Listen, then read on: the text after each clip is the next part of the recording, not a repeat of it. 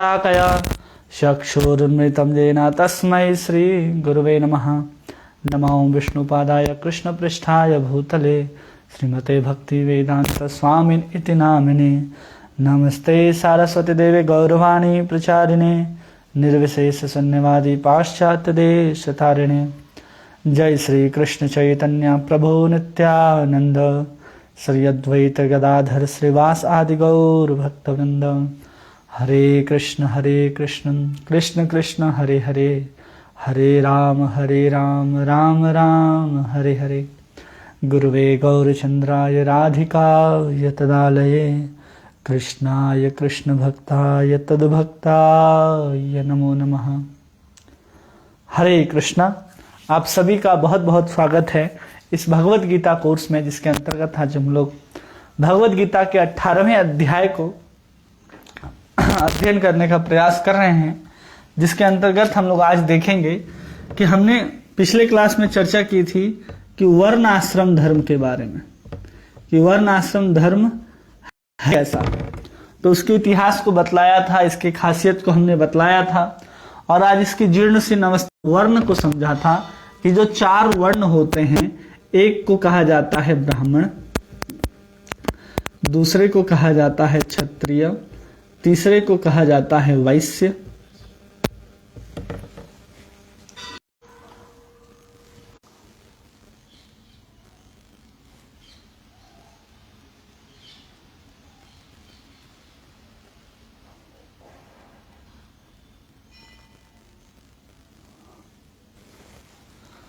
और चौथे को कहा जाता है शूद्र।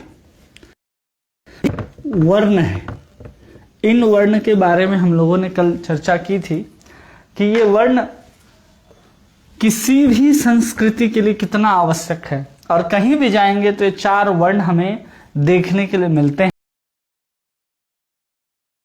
हैं।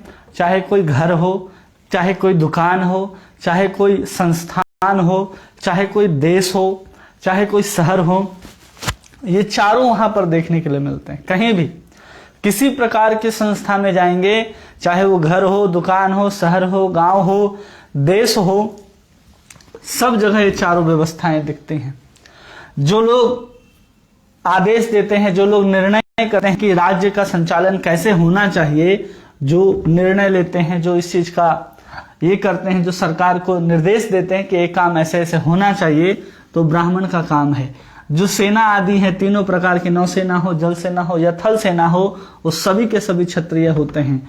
जो आज जितने भी जो टैक्स दे रहे हैं अपने कमाई के जरिए इस देश को, वो सब वैश्य हैं। और जो यहाँ पर इसकी सेवा कर रहे हैं, किसकी सेवा कर रहे हैं? इनकी, ब्राह्मण क्षत्रिय वैश्य शूद्र, मतलब जो उच्च पोस्ट में है, जहां कानून आदि बनते हैं, सांसद आदि हो, जो क्षत्रिय हैं वो हो, चाहे वैसे जो कमाई कर रहे हैं, उन सब की सेवा जो करते हैं, परिचय आदि करते हैं, वो शूद्र कहलाते हैं। और शूद्र जो सेवा कर रहे हैं वो कौन है? जो बिल्डिंग बन रही हैं, जो हथियार बन रहे हैं, जो नए नए सॉफ्टवेयर बन रहे हैं, या उनके अंडर में जो सेवाएं चल रही है, सब कौन करते हैं? सब शूद्र कर रहे हैं। तो इसलिए इस चारों वर्ण क्या है? कोई कहे कि नहीं ब्राह्मण श्रेष्ठ है, कोई कहे वैश्य श्रेष्ठ है, कोई कहे शूद्र श्रेष्ठ है। तो ये समझना चाहिए कि जब हम वर्ण आश्रम को पालन कर रहे हैं, तो एक वर्ण को ही चारों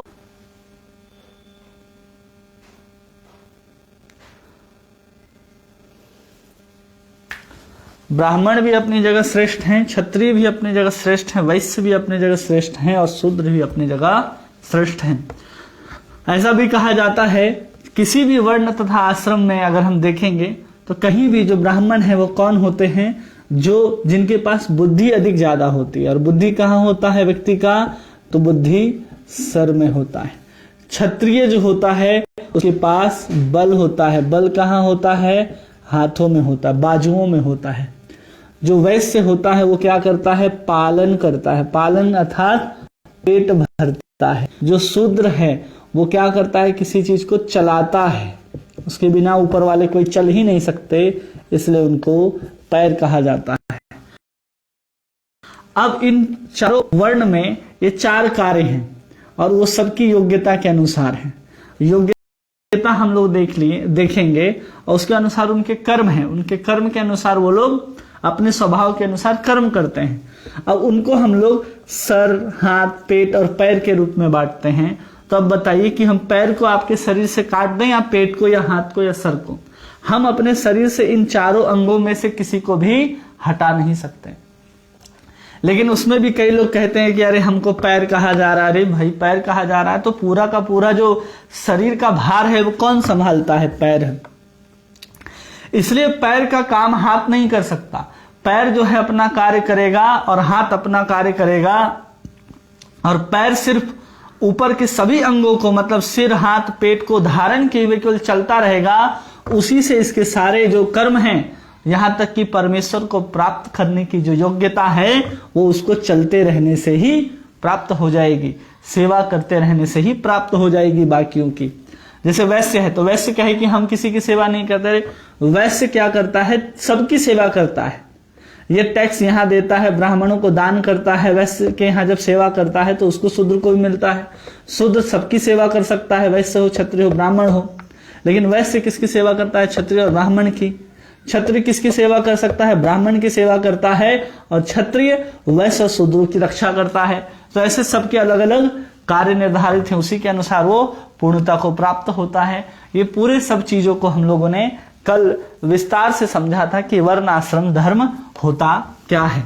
तो वर्ण के बारे में भगवान अब बताने वाले हैं कि जो 4 वर्ण होते हैं, उन चारों वर्णों के क्या क्या कार्य हैं, तो वो कार्य कैसे करते हैं। तो भगवान वही बताने वाले हैं कि उनके अंदर क्या क्या गुण होने चाहिए। भगवान क्या बता रहे हैं? इन ब्राह्मणों के पास जो गुण होते हैं, उनके स्वभाव के अनुसार और उनके संस्कार के अनुसार, उसी स्वभाव के अनुसार और संस्कार के अनुसार जो उनको गुण प्राप्त होंगे, उसी के अनुसार चारों वर्ण वाले लोग अपने अपने कर्म को करते हैं। तो आज हम लोग वही देखते हैं कि ऐसे 4 वर्ण हैं और उन सबके भगवान किन किन कर्मों को निर्देशित करते हैं उनके स्वभाव के अनुसार।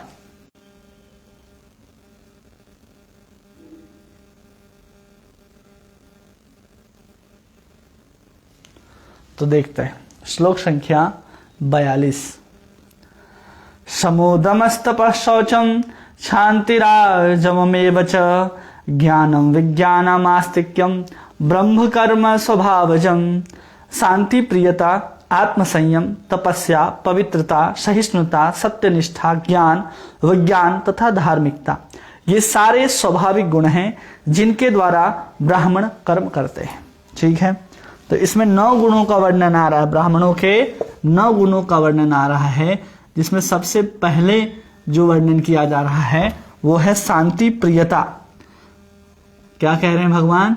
कि जिनको क्या प्रिय हो? शांति प्रियता हो। दूसरे गुण के अंदर में कह रहे हैं आत्मसंयम, आत्मसंयम। तीसरे गुण में भगवान कह रहे हैं तपस्या। चौथे गुण में भगवान कह रहे हैं पवित्रता। 5वें गुण में भगवान कह रहे हैं सहिष्णुता। 6ठे गुण में भगवान कह रहे हैं सत्यनिष्ठा। क्या निष्ठा होनी चाहिए? सत्यनिष्ठा। फिर कह रहे हैं ज्ञान, फिर कह रहे हैं विज्ञान, और सबसे महत्वपूर्ण बात जो आगे कह रहे हैं धार्मिकता। धार्मिकता। ये 9 गुण हैं। टोटल ब्राह्मणों के कितने गुण हैं? 9 गुण हैं। 7, 8, 9। इस 9 गुणों के साथ ये सारे गुण जो हैं सारे स्वाभाविक गुण हैं। ब्रह्म कर्म स्वभावजम, ये जितने भी गुण भगवान ने यहां पर वर्णन किया वो सारे गुणों को यहां पर स्वाभाविक बताया जा रहा है। ये सब कैसे हैं? स्वाभाविक हैं। ऐसा नहीं है कि इसने कहीं से इकट्ठा किया है। ये क्या है? उसके गुण स्वभाव से ही है। ये स्वभाव कैसे जन्म लेता है? किसी का गुण के अनुसार। ये गुण कहां से आते हैं? प्रकृति से आते हैं। तो ऐसे किसी का स्वभाव बनता है, वही उसका संस्कार कहलाता है, जिसके अनुसार व्यक्ति ब्राह्मण, वैश्य, क्षत्रिय और शूद्र हो सकता है। तो अगर कोई व्यक्ति कहता है कि हम ब्राह्मण हैं और हमें ब्राह्मण के कर्म को करने दो, तो उसमें देखो कि सबसे पहले शांति प्रियता है कि नहीं है, जिसको भगवान कह रहे हैं समः दमः स्तपः शौचम। अब यहां पर भगवान के सम का अर्थ होता है जो व्यक्ति अंदर से पवित्र हो, और बाहर से पवित्र होना मतलब दम कहलाता है कि हम बाहर से भी पवित्र हैं। और फिर तपस्या, कि वो क्या करे, मन का भी संयम करे और साथ साथ इंद्रियों का भी संयम करे। यहां शांति प्रियता का मतलब है मन का संयम। किसका संयम? मन का संयम। यह आत्म संयम का मतलब है शरीर का संयम। ये दोनों उसकी क्या होनी चाहिए? संयमित होनी चाहिए। क्योंकि अगर मन उसका संयम नहीं होगा, शरीर उसके वश में नहीं होगा, तो तपस्या नहीं कर पाएगा। तपस्या नहीं कर पाएगा तो शुद्ध नहीं होगा, शुद्ध नहीं होगा तो सह नहीं पाएगा। जब वो सह नहीं पाएगा तो उसकी निष्ठा सत्य पर नहीं होगी। अगर सत्य पर निष्ठा नहीं होगी तो उस ज्ञान हासिल नहीं कर पाएगा, और ज्ञान हासिल नहीं कर पाएगा तो उसको अपने जीवन में आचरण नहीं कर पाएगा, और आचरण नहीं कर पाएगा तो धार्मिक नहीं हो सकता है। अगर व्यक्ति कोई धार्मिक हो गया तो अपने जीवन में अगर उस चीज को उतारता है तो उसके अंदर ज्ञान आ जाएगा। ज्ञान आ जाने के कारण उसकी निष्ठा सत्य पर हो जाएगी, वो सहिष्णु बन जाएगा, सहनशील। और जैसे ही सहनशील बनेगा उसके अंदर पवित्रता आ जाएगी। पवित्रता आते ही अपने आप वो तपस्या आदि करने लगेगा, जिससे उसका शरीर संयम हो जाएगा और अंत में मन भी संयम हो जाएगा। तो हम लोग ऐसे भी उतर सकते हैं और ऐसे भी चढ़ सकते हैं। एक बार फिर से देखिए, अगर व्यक्ति अगर मन को संयम नहीं कर पाता है, शरीर संयमित नहीं होगा, शरीर संयमित नहीं होगा तो वो तपस्या नहीं कर पाएगा। तपस्या नहीं कर पाएगा तो पवित्र नहीं रह सकता। पवित्र नहीं रह सकता तो किसी चीज को भी सहने की शक्ति उसके पास नहीं आएगी, और सह नहीं सकता कुछ तो उसकी निष्ठा जो है अपवित्र, और तपस्या नहीं करने के कारण वो सत्य के ऊपर निष्ठा नहीं दिखा पाएगा। जब सत्य के ऊपर निष्ठा नहीं होगी तो उसको ज्ञान नहीं होगा, और ज्ञान नहीं होगा तो उसको आचरण में नहीं उतार पाएगा विज्ञान, और जब विज्ञान में उतार नहीं पाएगा तो उसको धार्मिक नहीं कहा जा सकता है। तो ऐसे नीचे जाते हैं। अब यहां से ऊपर चढ़िए। कोई व्यक्ति धार्मिक है, ठीक है, तो विज्ञान मतलब धर्म के आचरण का पालन करता है, तो अपने आप उसके अंदर ज्ञान प्राप्त होगा। ज्ञान जैसे ही प्राप्त होगी उसकी निष्ठा अपने आप सत्य के ऊपर स्थापित हो जाएगी, और जैसे ही उसकी निष्ठा सत्य पर स्थापित हो जाएगी उसके बाद वो क्या हो जाएगा? सहिष्णु हो जाएगा, अपने आप सहनशील बन जाएगा, और फिर पवित्र अपने आप रहने लगेगा। जब वो पवित्र रहने लगेगा तो अपने आप तपस्या उससे सहज हो जाएगी। जब तपस्या सहज हो जाएगी तो उसका शरीर नियंत्रित हो जाएगा, और शरीर नियंत्रित होने से उसका मन भी नियंत्रित हो जाएगा। तो ऐसे पूरे के पूरे 9 जो हैं उसके स्वभाव होते हैं। अगर 9 स्वभाव को वो अपना लेता है तो उसे हम एक ब्राह्मण कह सकते हैं कि वो एक ब्राह्मण है, अन्यथा वो ब्राह्मण नहीं है। इसके स्वभाव हैं ये कि वो शांति प्रियता, मन को संयम कर सकता है, अपने शरीर को संयम कर सकता है, जो तपस्या कर सकता है, जो पवित्र रह सकता है, जो किसी चीज को सह सकता है, अच्छा हो बुरा हो जैसा भी हो उसको सहे, उसकी निष्ठा हमेशा सत्य पर स्थापित हो। सत्य कौन है? केवल कृष्ण ही सत्य है। जिसका ज्ञान हो उसके पास और उसको आचरण में भी लाता हो और धार्मिकता भी हो, उसी को हम ब्राह्मण कहेंगे। यही ब्राह्मण का स्वभाव है, और इसी के अनुसार वो कर्म करता है।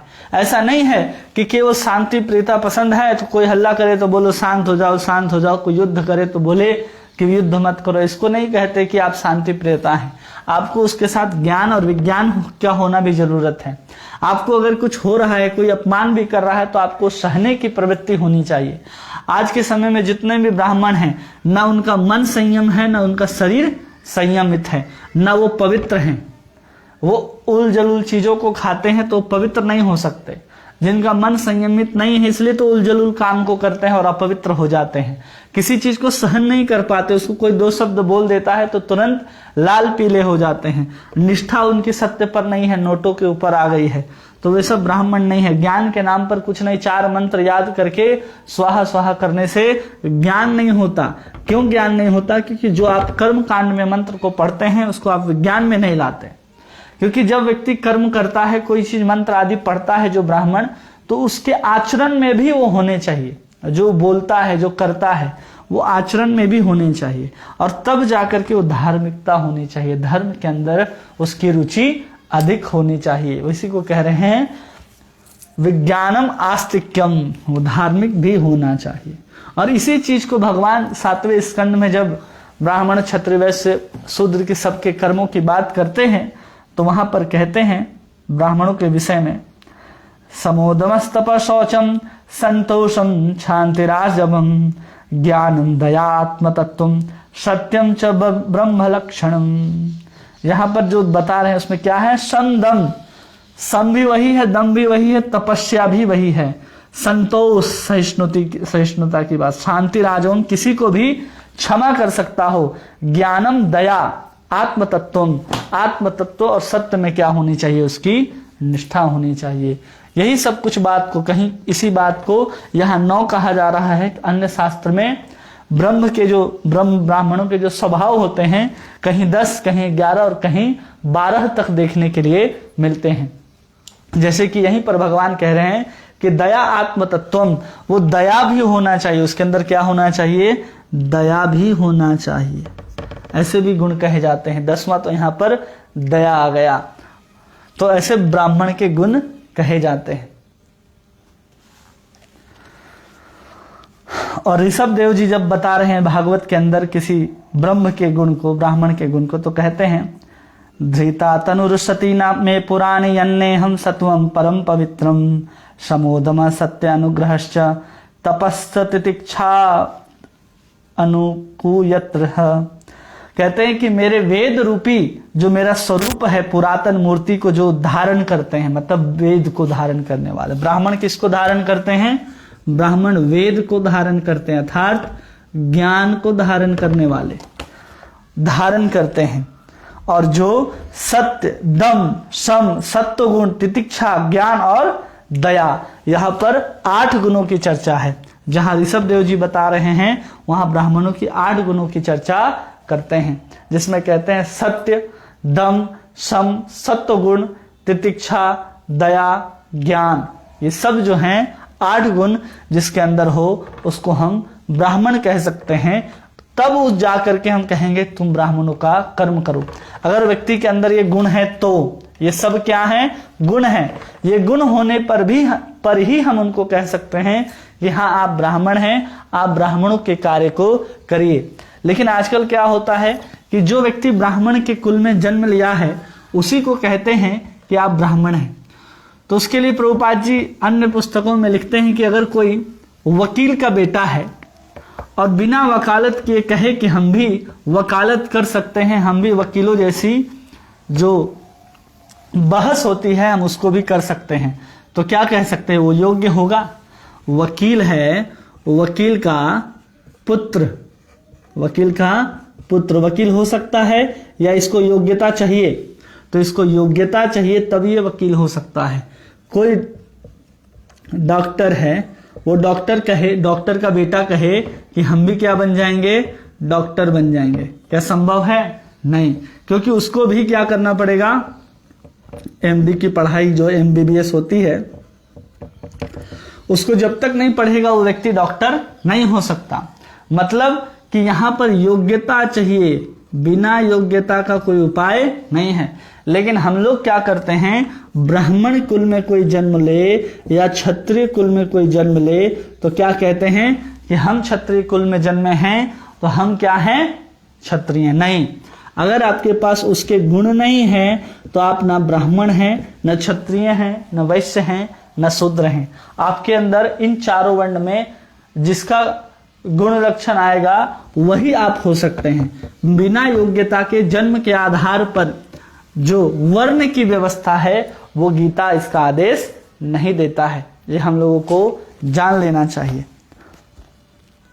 और यही कहा जा रहा है, आचार्य कहते हैं कि अगर ब्राह्मण के जो 8-9 गुण बताए गए, इसी 9 गुणों के आधार पर अगर जितने भी ब्राह्मण हैं वो अपने अपने कार्य में लग जाएं तो इससे समाज का क्या होगा, पूरे राष्ट्र का भी उद्धार संभव है। गुण, कर्म और स्वभाव और संस्कार के अनुसार ही वर्ण का निरूपण और उसका सम्मान होना चाहिए। किसके आधार पर, गुण के आधार पर। पहला किसका आधार लिया जा रहा है, गुण, कर्म, फिर स्वभाव और संस्कार के आधार पर ही हम किसी को उसके वर्ण में डाल सकते हैं कि अमुक वर्ण का है। किसके आधार पर? उसके गुण को देखो, उसके कर्म को देखो, स्वभाव को देखो, उसके संस्कार को तो देखो, तब जाकर के हम उसको कह सकते हैं कि ब्राह्मण है, क्षत्रिय है, वैश्य, शूद्र है। क्या है? केवल और केवल हम उसके कर्म को देखते हैं। अरे ये तो पूजा पाठ कराता है तो क्या हो गया? ब्राह्मण हो गया? नहीं, उसके गुण को देखो। उससे पहले जब ऐसे कर्म को करता है तो देखो उसका स्वभाव कैसा है कि नहीं ब्राह्मणों जैसा स्वभाव। नहीं है तो उसको उस वर्ण में मत डालो, उसको उस योग्य सम्मान मत दो। इस चीज को भी भगवान कहते हैं भागवत के अंदर, यस्य यस्त लक्षणम प्रोक्तम पुंसाः वर्ण विभागशम यज्ञासी दृश्यते तत्तैनैव विनिदेशतः। कह रहे हैं कि जिसके अंदर जो गुण दिखाई दे उसी के अनुसार उसको उस वर्ण का मान लेना चाहिए। जो जिस वर्ण में भी जन्म लिया हो, जो ब्राह्मण कुल में ना भी जन्मा हो, अगर कोई वैश्य शूद्र में भी जन्मा हो, लेकिन उसके स्वभाव, उसके लक्षण अगर देखने को मिलते हैं कि वो ब्राह्मणों जैसा स्वभाव है, तो उसको ब्राह्मण के ही समान उसका सम्मान करना चाहिए। ये यहाँ पर भगवान कहते हैं उद्धव को। अब क्षत्रियों की बात आती है, और क्षत्रियों की बात आती है तो भगवान कृष्ण कहते हैं, शौर्यम तेजो धृति दाक्ष्यम युद्धे चापल पलायनम दानम ईश्वरम भावश्च छात्रम कर्म स्वभावजम वीरता शक्ति संकल्प दक्षता युद्ध में धैर्य उदारता तथा नेतृत्व, ये क्षत्रिय के स्वाभाविक गुण हैं। यहाँ पर 7 गुणों का वर्णन हो रहा है, जिसमें पहला गुण है क्षत्रियों का वीरता। वो वीर होने चाहिए, शक्ति होनी चाहिए उनके पास। फिर कह रहे हैं संकल्प होना चाहिए, संकल्प शक्ति दृढ़ होनी चाहिए, और फिर दक्ष होने चाहिए, अपने निर्णय को, अपने राज्य को चलाने में दक्ष होना चाहिए। युद्ध के अंदर धैर्य होना चाहिए उनको, और उदार होना चाहिए, और सबसे महत्वपूर्ण क्या है? नेतृत्व की क्षमता होनी चाहिए। जो व्यक्ति नेतृत्व नहीं कर सकता वो कभी भी अपने राज्य का परिचालन नहीं कर सकता है। इसलिए हमको चाहिए कि हमारे अंदर वीरता हो। कोई वीर नहीं है और कहे कि हम क्षत्रिय हैं।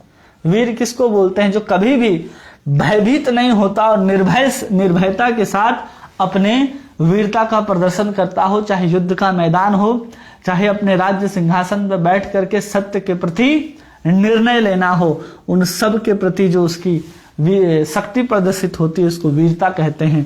शक्ति किसको कहते हैं? शक्ति उसको कहते हैं, तेज कहा गया है। भगवान ने कहा शौर्य तेजो हो, तेज मतलब शक्ति। उसके अंदर शक्ति कितनी होनी चाहिए कि आजकल जो क्षत्रिय अपने आप को कहते हैं उनके अंदर ताकत ही नहीं होता, उतनी शक्ति ही नहीं होता। केवल जिम में जा करके 6 पैक और 8 पैक बनाने से कोई क्षत्रिय नहीं हो जाता, या अपने नाम के पहले सिंह राजपूत ये लिखाने से कोई क्षत्रिय नहीं हो जाता। सब के सब नपुंसक हैं, क्योंकि जो समाज में जो कुरीतियां फैली हैं उसको दूर ही नहीं कर सकते। हाथ पे हाथ धर करके बैठे रहें और कहे कि पुलिस तो अपना काम कर रही है, कानून अपना काम कर ही रही है, तो समझ जाइए कि वो नपुंसक है, शक्तिशाली नहीं है। संकल्प उनके पास दृढ़ होना चाहिए। जिसका वो संकल्प कर लें, उस कार्य को पूरा करके ही छोड़े, वही संकल्प होता है। किसी कार्य को करने में दक्ष होना चाहिए, निपुण होना चाहिए, युद्ध में धैर्य रखे। ऐसा नहीं कि कोई कहीं भी तीर चला रहा है तो कहीं भी चलाए। युद्ध भी कर रहे हैं क्रोध के साथ तो वहां भी धैर्य की आवश्यकता होती है। उदार होना चाहिए, हर किसी को सजाए मौत, सजाए फांसी, सूली में लटका दो, ऐसा नहीं होना चाहिए। उचित धर्म के अनुसार जो उसका पालन करे उसको उदार कहते हैं, जिनका उदार होना चाहिए। और इसका अर्थ लगाते हैं दानिम ईश्वरम, ईश्वर के प्रति उसकी श्रद्धा होना चाहिए। नेतृत्व, कि हर किसी का वो नेतृत्व कर सके, हर किसी का लीडर हो, नेता हो, तब जाकर के वो एक क्षत्रिय कहलाने के लायक है। इतने सारे गुण होने चाहिए एक क्षत्रिय में, जो 7 गुण हैं। ये 7 गुण के बिना कोई क्षत्रिय नहीं हो सकता है। ये सब कैसे आते हैं? आपके अर्जित गुण और संस्कार के अनुसार आते हैं। हमने अर्जित नहीं किया है कभी क्षत्रिय होने के लिए गुण। पहले बचपन से ही लोगों के अंदर ये सब देखा जाता था कि देखो उसके अंदर कौन से गुण दिखाई दे रहे हैं। वीरता है, शक्ति है, संकल्प है, क्या है उसके अंदर। आजकल हम लोग देखते हैं कि देखो वो सबको अपने पीछे चला रहा है, नेतृत्व कर रहा है, तो वो क्षत्रिय बन सकता है। नहीं, इसके अलावा भी तो इतने सारे गुण हैं जो उसके पास होना चाहिए। नेतृत्व कर सकते हैं लेकिन उसके पास दक्षता नहीं है तो कौन सा क्षत्रिय बनेगा? किसी प्रकार के क्षत्रिय नहीं, उनके अंदर सातों के सातों गुण होने चाहिए, तो ही वो जा करके बन सकता है कि हम क्षत्रिय हैं। तब जा करके वो कहीं का राजा बन सकता है, कहीं का शासक बन सकता है, कहीं का सैनिक बन सकता है, ये सब कर सकता है। तब जाकर के वो प्रजा की रक्षा कर सकता है। अंतिम बात जो रक्षा कर सकता है, इसी बात को भागवतम में कहते हैं, शौर्यम वीर्यम धृति तेज त्याग आत्मजय क्षमा ब्राह्मण्यता प्रसादश्च रक्षा च छत्र लक्षणम। 7वें स्कंद में भगवान कहते हैं कि युद्ध में उत्साह होना चाहिए, वीरता, धीरता, तेजस्विता, त्याग, मन में विजय हो, मन को जय कर लिया हो, क्षमा और ब्राह्मण भक्त हो, और अनुग्रह और प्रजा की रक्षा करता हो। ये 10 गुण जिसके अंदर पाए जाते हैं उसको क्षत्रिय कहा जा रहा है वहां पर। इसके अलावा कौन से गुण यहां पर कहे गए? ब्राह्मणों की रक्षा करता हो। क्या गुण कहे गए यहां पर? ब्राह्मण भक्त हो। क्षत्रिय क्या होना चाहिए? ब्राह्मण भक्त, प्रजा की रक्षा कर सके, और एक गुण कहते हैं मन को जय कर ले, जो मन के ऊपर विजय प्राप्त कर ले। 10 गुणों को वहां पर नारद जी युधिष्ठिर को समझाते समय क्षत्रिय के 10 गुणों को बतलाते हैं, और यहाँ भगवान भगवत गीता में क्षत्रियों के 7 गुण को बतला रहे हैं। जहां मन जय की बात है तो उसी को यहाँ मन संकल्प के साथ ही समझ लेना चाहिए।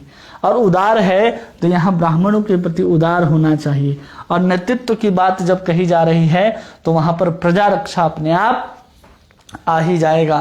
तो ऐसे बताते हैं भगवान क्षत्रियों के स्वाभाविक गुण को।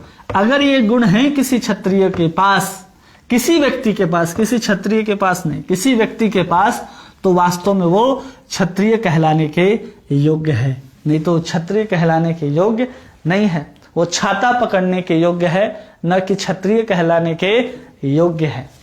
श्लोक संख्या 44 भगवान यहाँ पर एक ही श्लोक में वैश्यों की और शूद्रों की जो स्वाभाविक कर्म होते हैं, जो स्वभाव के अनुसार अपना कर्म करते हैं, उसके बारे में कहते हैं।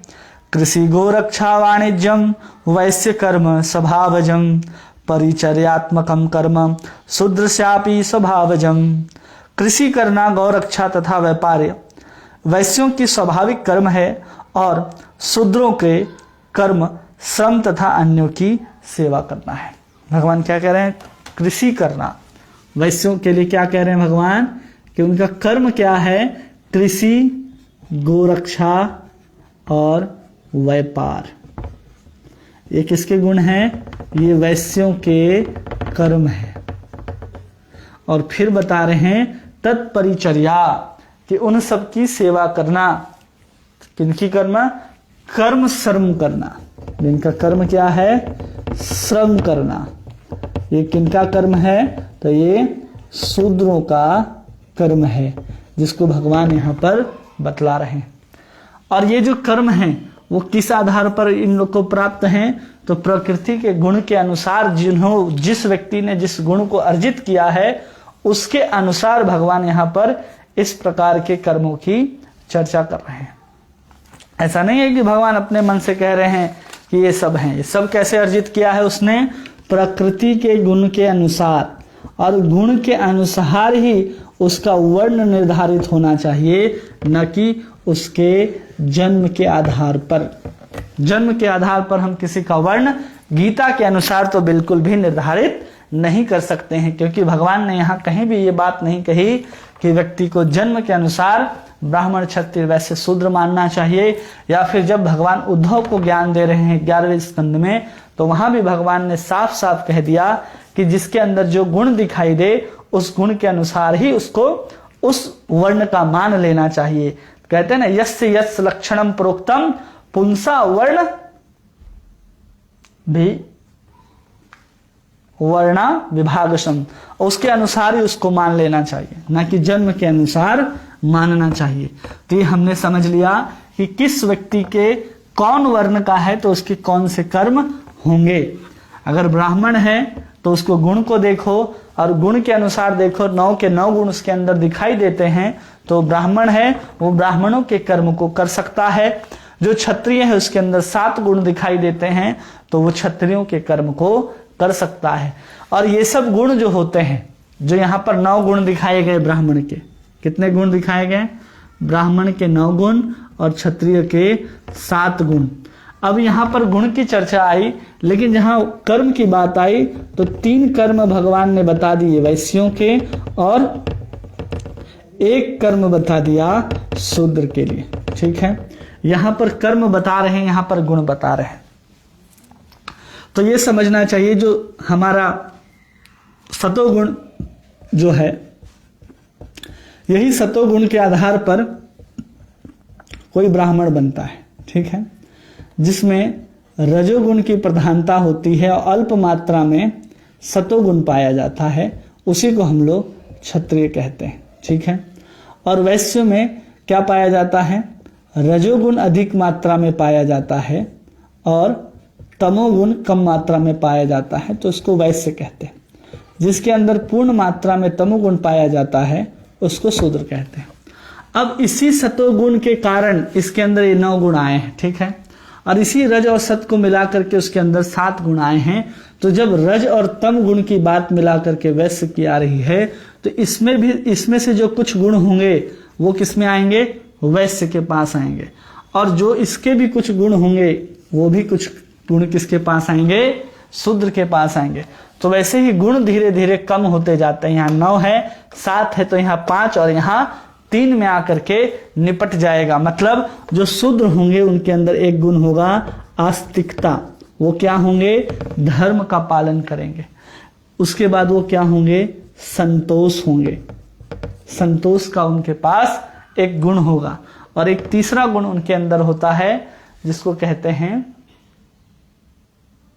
शक्ति। एक गुण इनके पास भी होगा, क्योंकि सबकी सेवा करते हैं तो शक्ति जो है इनके पास भी होता है।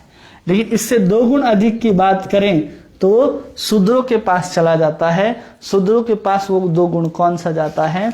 तो कहते हैं कि वो कुछ मात्रा में आत्म संयम करने के लिए तैयार होते हैं और कुछ मात्रा में वो ज्ञान को भी ग्रहण कर सकते हैं।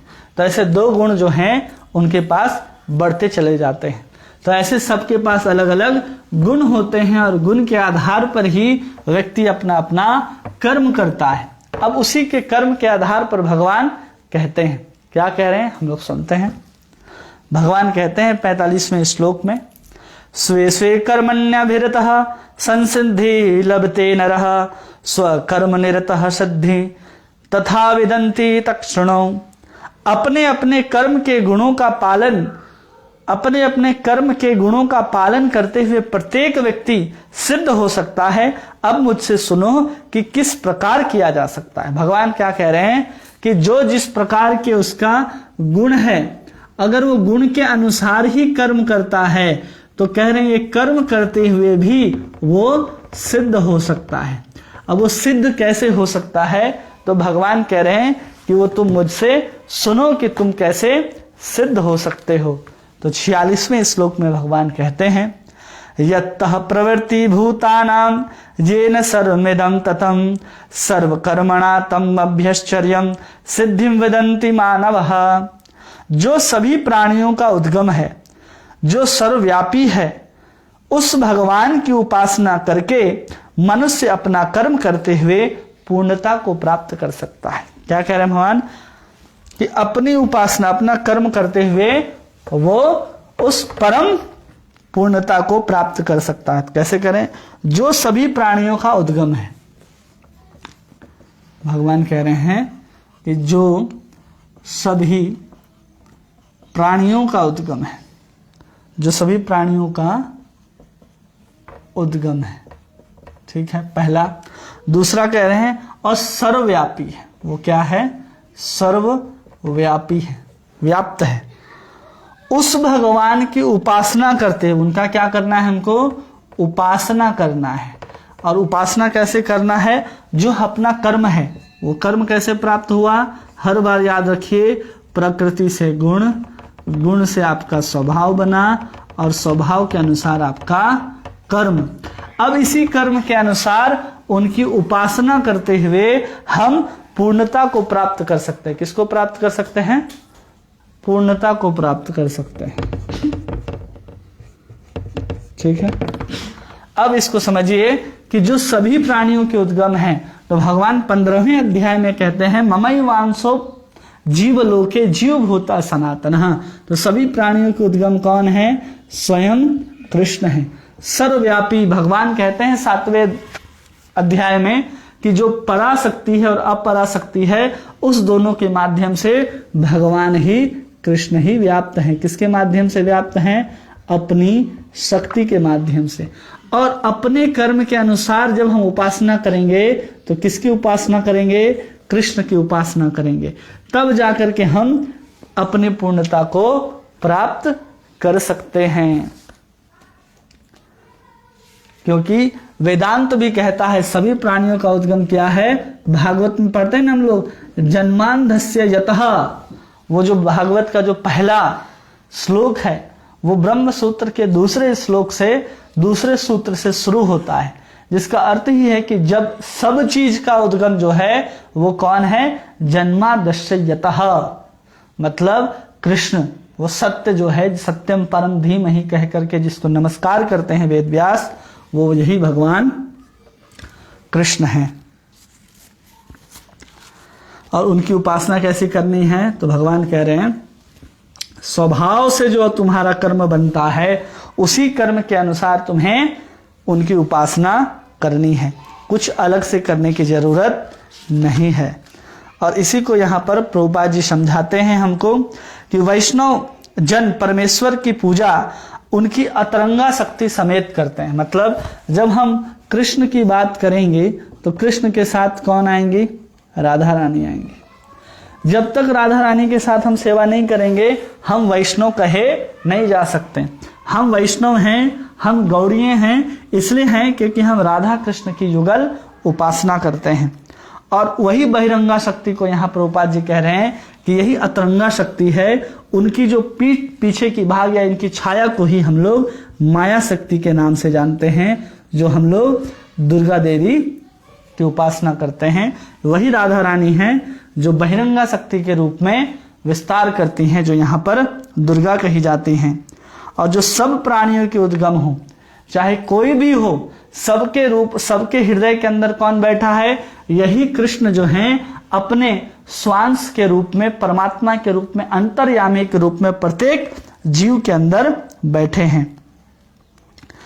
प्रत्येक व्यक्ति को सोचना चाहिए कि हमारे इंद्रियों के स्वामी कौन है? भगवान कृष्ण। तो हमें जिस कर्म में प्रवृत्त किया गया है उस कर्म के माध्यम से किसे प्रसन्न करना चाहिए? हमें कृष्ण को प्रसन्न करना चाहिए, कृष्ण को ही अपनी इंद्रियां समर्पित करनी चाहिए। वही भगवान कह रहे हैं स्वकर्माणाम तम अभ्यर्चयम सिद्धिम, कि अगर हम अपने कर्म के द्वारा कृष्ण को प्रसन्न कर सकते हैं तो हम पूर्णता को प्राप्त कर सकते हैं। क्योंकि भगवान जिसकी बात कर रहे हैं कि जो यतः सर्वभूतानाम येन सर्वमिदं ततत्, जो सभी प्राणियों का उद्गम हो, जो सर्वव्यापी है, तो कृष्ण ही सब प्राणियों के उद्गम हैं और कृष्ण ही अपने शक्ति से सर्वव्यापक हैं। इसलिए हमको उपासना किसकी करनी है? कृष्ण की करनी है। और भगवान कहते हैं ना 12वें अध्याय में कि तेसाम हम समुद्धारता मृत्यु संसार सागरात, कि मैं इस संसार मृत्यु स्वरूपी संसार सागर से तुम्हारा उद्धार कर दूंगा। क्यों? अपने मन को तुम मुझ में आविष्ट कर लो, निवेश से कर लो। तो इसलिए हमको पूर्णता को प्राप्त करना है। तो हमें जो स्वभाव से जो हमारे पास कर्म आया है, चाहे हम ब्राह्मण का कर्म कर रहे हों, चाहे हम वैश्य का, शूद्र का या क्षत्रिय का कर्म करते हों, उस कर्म के द्वारा भी हमें कृष्ण की उपासना करनी है। अगर कोई बोले कि हम तो ब्राह्मण हैं, हम तो 24 घंटा अभ्यर्चना करते और करवाते रहते हैं, लेकिन फिर भी भगवान कह रहे उसको उसी कर्म के द्वारा क्या करना है? उपासना कृष्ण की करनी है। तो भी सतोगुण में अवस्थित जो व्यक्ति ब्राह्मण है तो ही वो पूर्णता को प्राप्त कर पाएगा। अगर वो अपने वर्ण और आश्रम का पालन करते हुए भी कृष्ण की उपासना नहीं करता है तो वह कभी भी पूर्णता को प्राप्त नहीं कर पाएगा। अतः पुंभी द्विज श्रेष्ठा वर्ण आश्रम विभागशः। भागवत कहता है कि कोई भी हो उसको क्या करना चाहिए, उसको केवल और केवल तत् हरितोषण, वहां कहते हैं कि भगवान श्री हरि को संतोष हो, भगवान हरि प्रसन्न होने चाहिए, तो ही आपका जो वर्ण और आश्रम जो है, जो विभाग किया गया है, वो पूर्णता को प्राप्त होगा। यदि हम केवल वर्ण आश्रम का पालन करते रह जाएं और हरि को प्रसन्न न करें तो समझना चाहिए कि हम वर्ण आश्रम के अंतर्गत है ही नहीं, हम किसी अन्य वर्ण आश्रम का पालन कर रहे हैं। क्योंकि हर वर्ण और हर आश्रम का कर्तव्य बनता है कि तत्सिद्धि हरितोषणम, कि हम भगवान श्री हरि को क्या करें, संतुष्ट करें। अपने अपने कर्मों के द्वारा अगर हम करते हुए कृष्ण की सेवा करते हैं तब भगवान हरि वहां पर प्रसन्न होते हैं।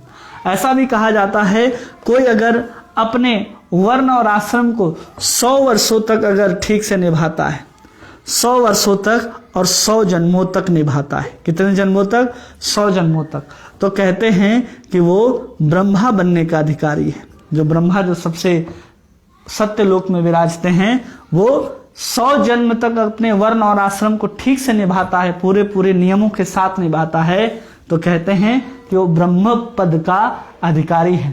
वो चुनाव लड़ सकता है, वो कह सकता है कि इस बार ब्रह्मा हम बनेंगे, लेकिन जब तक उसके पास योग्यता ना हो तब तक नहीं कह सकता। अगर कोई 100 यज्ञ पूरे किए हो, अश्वमेघ यज्ञ पूरे किए हो, तो कहा जा सकता है कि वो इंद्र का अधिकारी बन सकता है। इंद्र नहीं बन सकता, लेकिन इंद्र का अधिकारी वो बन सकता है कि हाँ, अब हम इंद्र के पोस्ट के लायक हो गए हैं। जैसे आजकल है ना, कोई अगर 18 साल का हो गया तो कहते हैं कि वो चुनाव लड़ने के लायक है। कोई 25 साल का हो गया तो कहते हैं वो सांसद आदि बन सकता है। तो वैसे हम अधिकार को प्राप्त कर सकते हैं अगर हम वर्णाश्रम को ठीक से पालन करते हैं तो। अब भगवान 47वें श्लोक में कह रहे हैं,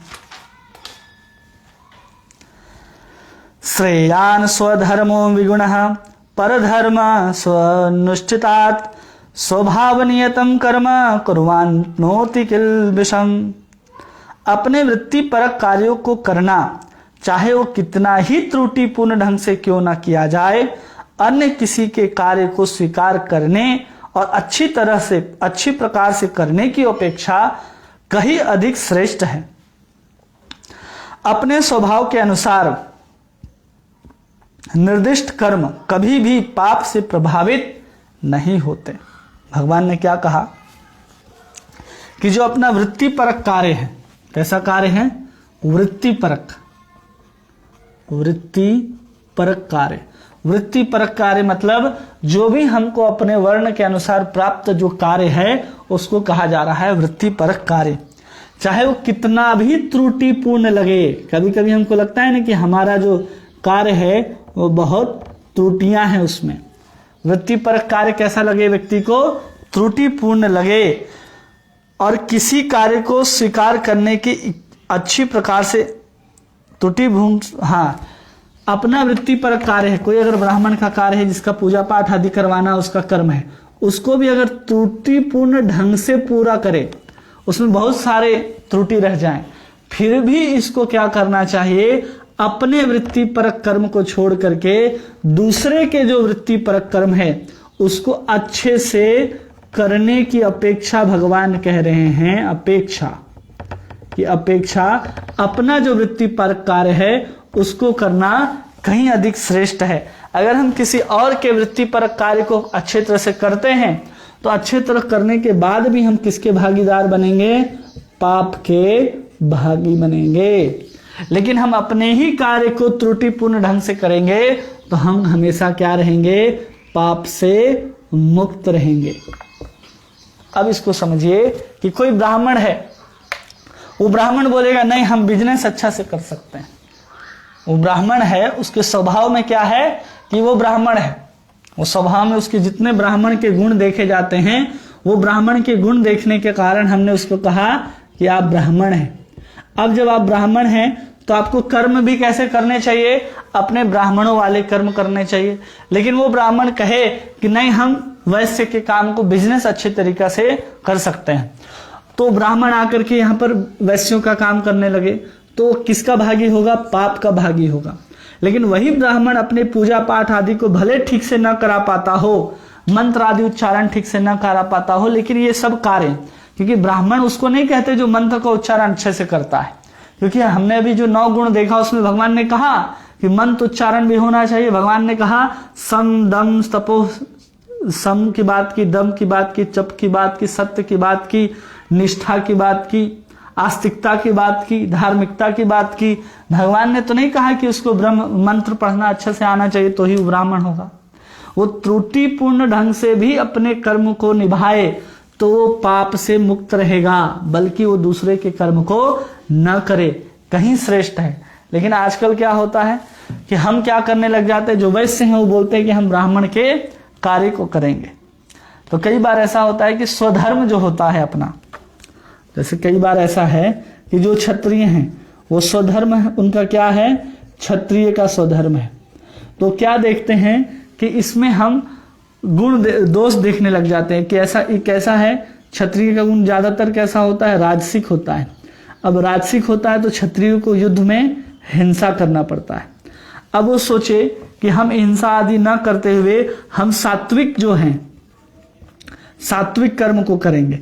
अब सात्विक कर्म को आप कैसे करेंगे, आप अगर ब्राह्मणों के गुण को, कर्म को अपना लेते हैं तो आप क्या करने लग जाएंगे, ब्राह्मणों के कर्म को अपनाने लग जाएंगे। मतलब असमर्थ होने पर भी हम क्या करते हैं, समर्थ होने पर भी दूसरे का कर्म अगर हम लोग ना चुराएं, कोई कहे कि नहीं हम ब्राह्मण का काम अच्छा से कर सकते हैं, करने से नहीं होगा। आप कर्म को चुन लेते हैं, आप किसको चुन लेते हैं, कर्म का चुनाव। लेकिन भगवान कह रहे हैं आपको कर्म का चुनाव आपके स्वभाव के अनुसार करना है, ना कि आपके इस कर्म को, जो भी आप कर्म चुन रहे हैं उस कर्म करने की योग्यता के आधार पर नहीं करना है। अब इसको समझिए, थोड़ा सा इसको थोड़ा सा समझेंगे तो कल जो हम आपको सब बात बताए हैं वो शायद आपको ठीक से समझ आए और एक एक करके क्लिक करते जाए। क्योंकि हम जब बात कर रहे हैं तो आज जो भी हो रहा है समाज में, हम ब्राह्मण को ब्राह्मण मानते हैं कब, जब वो पूजा पाठ आदि कराता है तो हम कहते हैं कि वो ब्राह्मण है। नहीं, जब तक भगवान के द्वारा बताए गए 9 गुण उसके अंदर नहीं आते हैं तब तक वो ब्राह्मण नहीं है। ठीक है, ये गुण आ गए किसके अंदर, ब्राह्मण के अंदर। अब क्षत्रिय की बात करें तो भगवान कह रहे उसके अंदर 7 गुण होने चाहिए तब जाकर के वो क्षत्रिय है। हम क्या करते हैं, गुण नहीं देखते बल्कि वो कर्म करवाने लग जाता है। कैसे कर्म करवाने लग जाता है, वो यज्ञ आदि करवाने लग जाता है, दान लेने लग जाता है, शिक्षण देने लग जाता है, तो हम समझ लेते हैं कि वो ब्राह्मण है। वास्तव में हम उसके गुण नहीं देखते, उसके हम कर्म देखते हैं। वो उस कर्म को करने और कराने में कितना निपुण है, उस आधार पर हम उसको ब्राह्मण बना देते हैं। आज की जितने भी भौतिक रूप से जो सिलेक्शन किए जाते हैं उसमें कर्म की योग्यता देखी जाती है, न कि गुणों की योग्यता देखी जाती है। आजकल देखा जाता है कि आप किसी कार्य को कितनी निपुणता के साथ कर पा रहे हैं, उसी कर्म के निपुणता के आधार पर आपको ब्राह्मण, क्षत्रिय, वैश्य, शूद्र बना दिया जाता है। वास्तव में क्या देखना है, गुण। अब हम लोग गुण को योग्यता कहते हैं। भगवान ने यहां पर गुण को योग्यता बतलाया है, न कि आपके कर्म करने के सामर्थ्य को योग्यता कहते हैं। कर्म करने के सामर्थ्य को दक्षता कहते हैं, न कि योग्यता कहते हैं। दोनों में अंतर होता है। दक्षता अलग चीज है और योग्यता अलग चीज है। दक्ष, अगर आप कोई व्यक्ति होता है जिसको पेंटिंग करने में बहुत अच्छा से निपुणता हासिल है, चाहे वो ब्राह्मण, क्षत्रिय, वैश्य, शूद्र कोई भी हो, क्या कर सकता है, पेंटिंग, तो उसकी दक्षता है कार्य में। किसमें दक्षता है, कार्य में, कि वो उस कर्म को अच्छी तरह से निभा सकता है, उसको दक्षता कहते हैं। लेकिन अगर वो किसी कार्य को दक्षता पूर्वक करने के बाद भी उसके अंदर योग्यता नहीं है, क्या नहीं है, योग्यता नहीं है, मतलब उसके अंदर गुण नहीं है, तो हम उसको अयोग्य मानेंगे, उसको अयोग्य मानेंगे। लेकिन आज के समय में क्या होता है, हम कर्म देखते हैं कि हाँ इसने तो बहुत अच्छा कर्म किया, तो उसी के अनुसार हम उसको योग्य मान लेते हैं। भगवान कह रहे नहीं, अगर वित्तीय परक कार्य हो, अगर वो त्रुटिपूर्ण ढंग से भी किया जा रहा है तो वो पाप से मुक्त है। अगर वो अच्छे से कर रहा है, मतलब कोई किसी कर्म को अच्छे तरीके से निभा भी पा रहा है दूसरे के कर्म को, तो समझना चाहिए उसमें दोष है, उसमें पाप लगेगा, आप पाप के भागी होंगे। ये स्पष्ट रूप से समझना होगा कि हम पाप के भागी होंगे। और भगवान यहाँ शुरू से हर बार गुण के ऊपर बात कर रहे हैं। प्रकृति के ही गुण के अनुसार व्यक्ति का स्वभाव बनता है और संस्कार बनते हैं। उस स्वभाव के अनुसार बार बार कर्म करने के बाद उसके संस्कार बन जाते हैं। उसी संस्कार के अनुसार उसके अंदर कर्म करने की योग्यता होनी चाहिए। अब उसी कर्म के बारे में भगवान बात कर रहे हैं कि कोई ब्राह्मण अगर अपने मंत्र को ठीक से न उच्चारण करे तो भी उसको पाप नहीं लगेगा। अगर कोई वैश्य जाकर के बोले कि लाओ हम तुम्हारे मंत्र को बहुत अच्छे से उच्चारण कर देते हैं, तो समझना चाहिए ये जो वैश्य है वो ब्राह्मण के कर्म को अपनाने के कारण उसको पाप का भागी होना पड़ेगा। और ये जो ब्राह्मण वैश्य क्षत्रिय शूद्र है, ये जन्म के आधार पर नहीं बल्कि उसके गुण के आधार पर भगवान ने बांटा है। भगवान ने क्या कहा, जन्म कर, भगवान कह रहे हैं कि चातुर्वर्ण्या मया सृष्टम गुण कर्म विभाग सा। तो भगवान ने पहले कर्म से पहले भगवान ने गुण कहा है और गुण के बाद भगवान कर्म कह रहे हैं। गुण हो, गुण के अनुसार कर्म करो। लेकिन हम लोग गुण को ही उसके कर्म को योग्यता मानते हैं। कर्म को योग्यता नहीं, कर्म को हम लोग दक्षता कहते हैं और गुण को हम लोग योग्यता कहते हैं। ये भगवान कह रहे हैं। इसलिए जब हम लोग कहीं भी कुछ इंटरव्यू देने जाते हैं, कहीं ऑफिस में कहीं नौकरी के लिए जाते हैं, तो वहां आपकी कर्म की दक्षता को देखी जाती है। जब आपकी कर्म की दक्षता को देखी जा रही है, मतलब गुण नहीं देख करके आपकी कर्म की दक्षता को लेकर के आपसे काम लिया जा रहा है, तो आपको शूद्र बनाया जा रहा है। क्या बनाया जा रहा है वहां पर? आपको शूद्र बनाया जा रहा है, न कि आपको ब्राह्मण क्षत्रिय वैश्य आदि बनाया जा रहा है। लोग यही कहते हैं कि देखो हम तो आईएएस बन गए। अब नीच जाति का व्यक्ति को देखिए। नीच जाति का मतलब जिसके पास योग्यता नहीं है, गुण मतलब उसके पास योग्यता नहीं है। उस अयोग्य व्यक्ति को अगर हम किसी ऊंचे आसन पर, उसे पद पर बिठा देंगे, तो आजकल जो नीचे के व्यक्ति के लोग होते हैं उसको उस पद को प्राप्त करने के बाद जितनी दुर्दशा वो देश की, समाज की, राष्ट्र की करते हैं, उतनी और किसी की नहीं करते। क्यों? कि एक अयोग्य व्यक्ति को आपने उसके दक्षता के आधार पर आईएएस, आईपीएस, यहां तक कि आजकल राष्ट्रपति, प्रधानमंत्री, मुख्यमंत्री या आजकल जिला पंचायत जो भी बनाते हैं, वो आप उसके कर्म के अनुसार पर बनाते हैं कि देखो ये इस काम को कर सकता है। करता तो है, लेकिन उसका गुण ना होने के कारण वो घोटाले भी उतने ही करता है और गलत काम में उतना ही लिप्त भी होता है। इसलिए जब हम किसी की बात करें तो योग्यता की बात करनी चाहिए। योग्यता गुण के आधार पर होती है और दक्षता कर्म के आधार पर होती है। आज हम कर्म प्रधान के अनुसार कर्म की ओर ध्यान देते हैं और कर्म के अनुसार व्यक्ति को योग्य समझने लग जाते हैं और उसको मान सम्मान देने लग जाते हैं। इसलिए आपको आगे चल करके उस व्यक्ति से धोखा मिलता है। आप वहां पर अपने जो भरोसे हैं उस भरोसे को तोड़ करके आप निराश बैठ जाते हैं। क्यों? क्योंकि आपने उसके कर्म को देखा। कर्म करने से पहले उसको गुण को देखना चाहिए कि जो व्यक्ति इस कर्म को कर रहा है वो कर्म को करने से पहले उसके अंदर उतना गुण है या नहीं है। अगर है तो श्रेष्ठ काम को कर रहा है, उसको करने में वो पाप से हमेशा मुक्त रहेगा।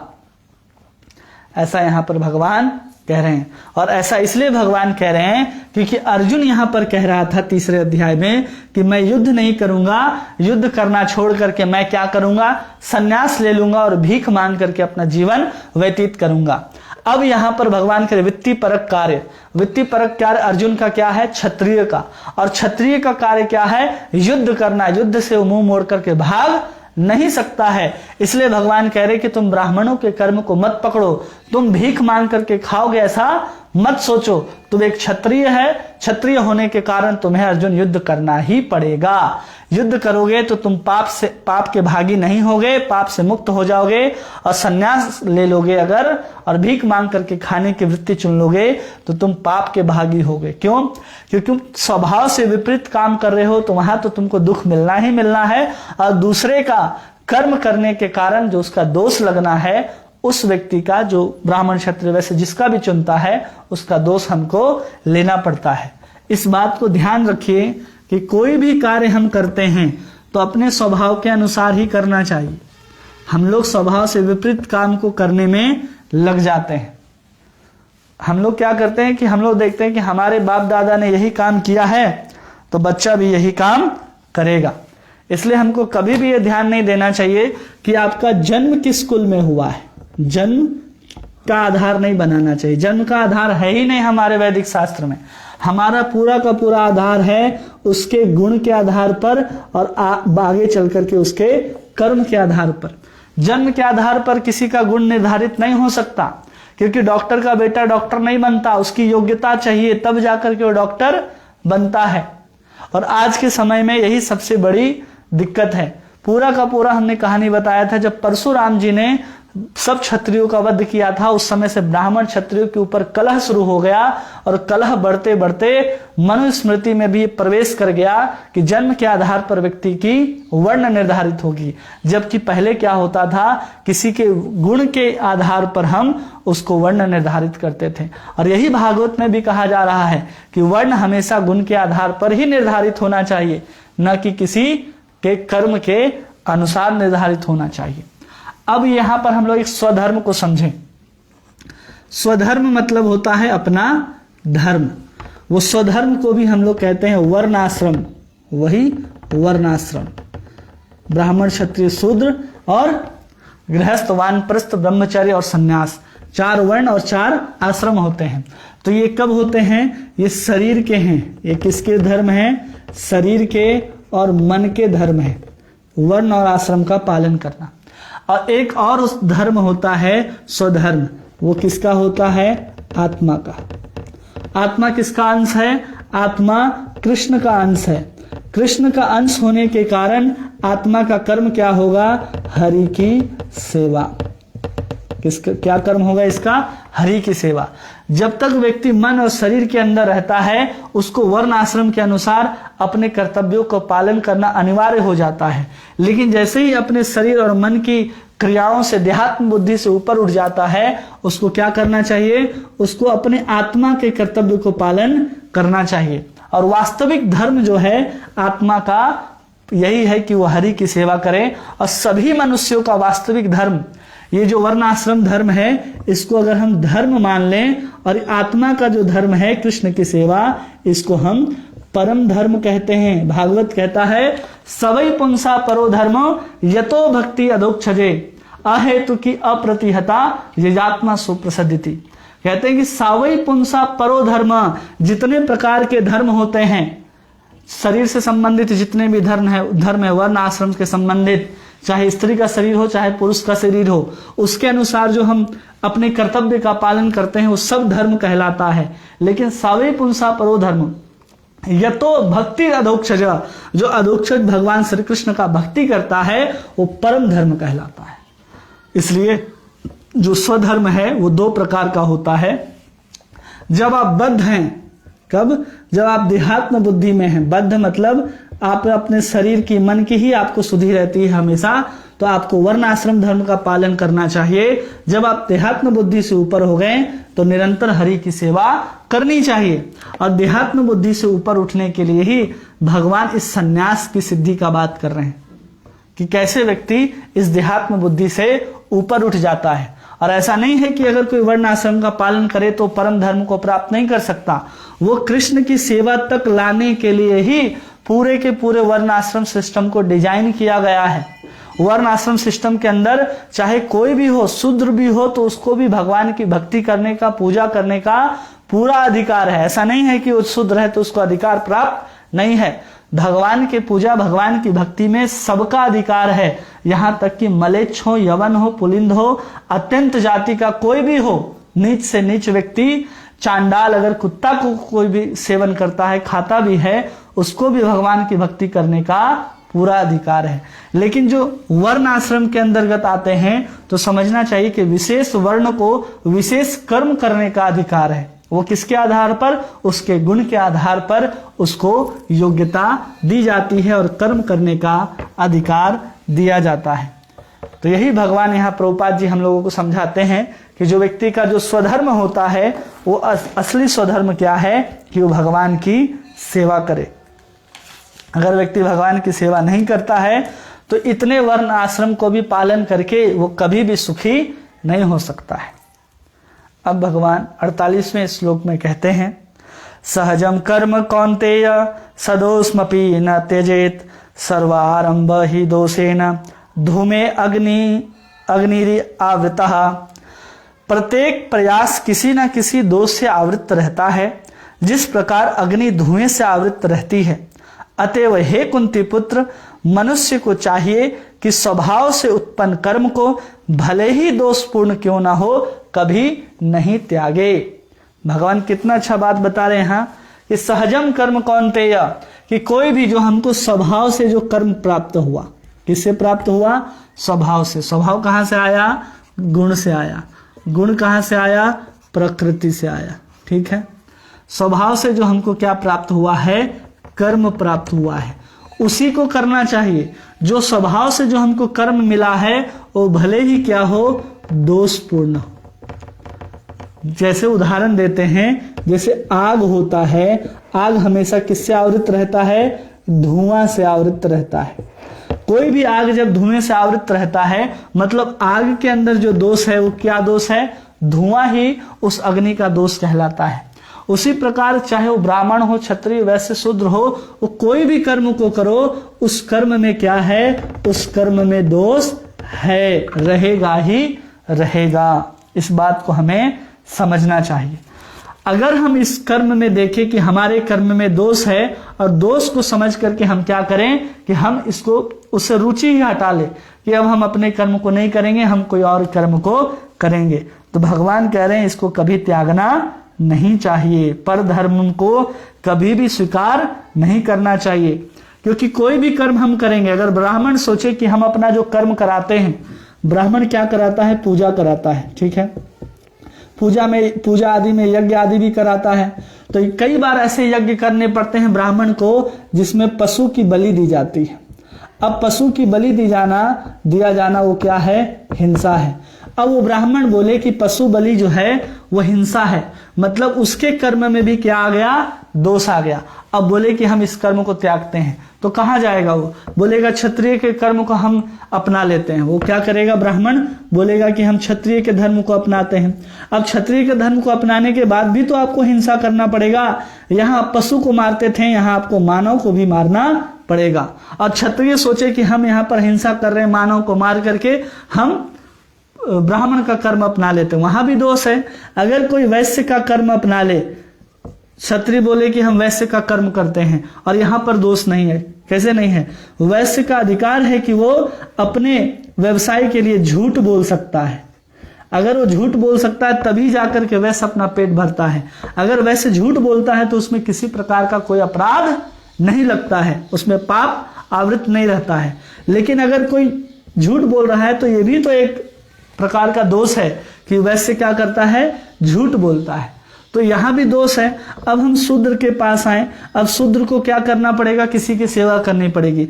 तो जिसके पास जो कुकर्मी मालिक हो, मतलब अच्छे खराब मालिक जो हो, मालिक जो है वो खराब हो, अब वो शूद्र को क्या करना पड़ेगा? उस खराब मालिक की भी सेवा करनी पड़ेगी। तो दोष तो सब में है, सब में कुछ ना कुछ दोष हैं और सब में कुछ ना कुछ अच्छाइयां हैं। जैसे अग्नि में धुआं क्या है? दोष है। तो उसी प्रकार ब्राह्मणों के कर्म में पशु हिंसा आदि क्या है? दोष हैं। यजमान के जो दान लिए जाते हैं, दक्षिणा आदि लिए जाते हैं, उससे ग्रहण पाप को एक ब्राह्मण को ग्रहण करना पड़ता है, अगर वो सच्चा ब्राह्मण है। तो क्षत्रिय है तो क्षत्रिय को भी क्या करना पड़ता है? जितनी भी उसकी प्रजा है, उस प्रजा को, जो भी समाज में जो भी एक एक व्यक्ति प्रजा जो पाप करता है, उसका आधा हिस्सा 50% हिस्सा उसके राजा को जाता है। कोई अगर जनता पाप करती है तो वहां भी जाता है, तो वो भी दोष है। वैसे अगर झूठ बोल करके कहते हैं कि अगर 50% से अधिक धन का अगर कमाता है झूठ बोल करके, तो वहां भी उसको दोषी ठहराया जाता है कि वहां भी उसने गलत किया है। कितना कमाना चाहिए? अगर हम अर्थशास्त्र को पढ़ें तो किसको कितना परसेंटेज में कमाई करना चाहिए? जैसे अगर हम बात करें कि किसी को ब्याज लेना चाहिए, तो कहा जाता है कि अगर कोई किसी से ब्याज लेता है या देता है तो ब्राह्मणों को 1% के ऊपर ब्याज मिलना चाहिए। क्षत्रिय को अगर ब्याज दिया जाता है तो 2% में दिया जाता है। एक वैश्य दूसरे वैश्य को, मतलब एक व्यापारी दूसरे व्यापारी को अगर ब्याज में पैसे दे तो 3% का ब्याज ले सकता है, इससे अधिक नहीं ले सकता। लेकिन आज के जो चोर बैंक हैं वो 8% से लेकर के 12% तक का ब्याज लेते हैं। तो ये पाप जरूर हो सकता है, क्योंकि हर बार अर्थ चाणक्य अगर अर्थशास्त्र को पढ़ेंगे तो वहां हर चीज का फिक्स निर्धारित किया गया है कि कौन किसको क्या दंड दे सकता है, कौन किससे क्या वसूल सकता है, उस सबके अधिकार हमारे शास्त्रों में लिखे गए हैं। अगर उन शास्त्रों के अनुसार अगर कोई अपने व्यापार बिजनेस, चाहे वो ब्राह्मण हो, क्षत्रिय, वैश्य, शूद्र हो, अपने अपने कर्म को करता है तो उसको कभी भी दोष नहीं लगेगा। अब यहाँ पर भगवान उदाहरण दे रहे हैं आग और धुआं का। तो आग में जो दोष है, ये धुआं क्या है, इसका दोष है। लेकिन आग में जो गुण है, गुण क्या है इसमें, इसका ताप और इसका प्रकाश क्या है, इस आग के गुण हैं। इसलिए कभी भी हमको अपने कर्म को दोषपूर्ण नहीं समझना चाहिए, उसमें हमेशा इन गुणों को देखना चाहिए कि जिसके द्वारा हम अपने कर्म को करके अपने जीवन यापन कर रहे हैं और भगवान की सेवा कर रहे हैं। इसलिए भगवान यहाँ पर आग और धुएं का उदाहरण देते हैं और समझाते हैं तो दोष क्या है और उसमें गुण क्या है। और ये भी बताते हैं कि संसार में कोई भी ऐसा कर्म नहीं है जो तीनों गुणों से आवृत्त नहीं है या फिर दोष से आवृत्त नहीं है। सब में दोष तो होगा ही, क्योंकि कोई भी व्यक्ति हो, ब्राह्मण भी हो, तो जो वस्तु लेकर के भगवान को, जो भी वस्तु लेकर के वो कर्म करता है, वो वस्तु कहाँ से प्राप्त है, प्रकृति से प्राप्त है। जब प्रकृति से प्राप्त वस्तु है तो उसमें कहाँ से हम कह सकते हैं कि उसमें दोष नहीं होगा, उसमें भी दोष होगा, क्योंकि हम हर चीज प्रकृति से ही ले रहे हैं। और प्रकृति जो है वो 3 गुणों में आबद्ध रहती है, और 3 गुण जो है वो बंधन का कारण है।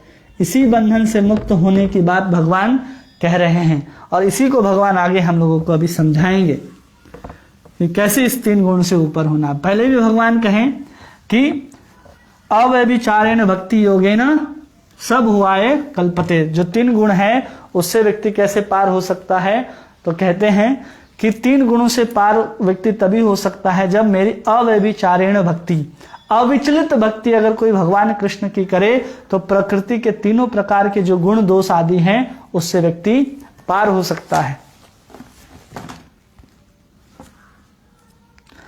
आसक्त बुद्धि सर्वत्र नैष्कर्म्य सिद्धि परमम। आसक्त बुद्धि सर्वत्र जितात्मा विगत स्पृह नैष्कर्म्य सिद्धि परमा संन्यास सेनाधिगच्छति। जो आत्म संयमी तथा अनासक्त है, जो समस्त भौतिक भोगों की परवाह नहीं करता, वह संन्यास के अभ्यास द्वारा कर्मफल से मुक्त सर्वोच्च सिद्धि की अवस्था को प्राप्त कर सकता है। क्या कह रहे भगवान कि यहां पर पहले बोल रहे हैं आसक्त बुद्धि नहीं होना चाहिए, आत्म संयमी होना चाहिए। आत्म संयमी, जब व्यक्ति आत्म संयमी हो और साथ ही साथ अनासक्त होना चाहिए, अपने कर्म से भी और कर्म के फल से भी, और भौतिक भोग की परवाह ना करे। किसकी परवाह ना करे, भौतिक भोग की परवाह ना करे, परवाह ना करे। और फिर कह रहे हैं ऐसा करता है और संन्यास के अभ्यास द्वारा, किसके अभ्यास द्वारा, संन्यास के अभ्यास द्वारा, संन्यास के अभ्यास द्वारा परम सिद्धि लाभ कर सकता है। क्या कर सकता है वो, परम सिद्धि लाभ कर सकता है। अब यहां पर भगवान जो कह रहे हैं इसको समझना है कि सबसे पहले बोल रहे उसको आत्म संयमी होना चाहिए, मतलब उसका मन और उसकी इंद्रियां जो हैं वो दोनों संयमित होना चाहिए, आसक्त नहीं होना चाहिए, अनासक्त होना चाहिए, कर्म के प्रति भी और कर्म के फल के प्रति भी। भौतिक भोग की परवाह ना करे, मतलब ब्रह्मलोक तक जो सुख प्राप्त होता है, ब्रह्म भोग तक का उसको सुख की अभिलाषा नहीं होनी चाहिए। सामान्य वस्तु की तो बात ही क्या, ब्रह्मलोक में भी जो हमको सुख प्राप्त होता है वो भी भौतिक ही होता है।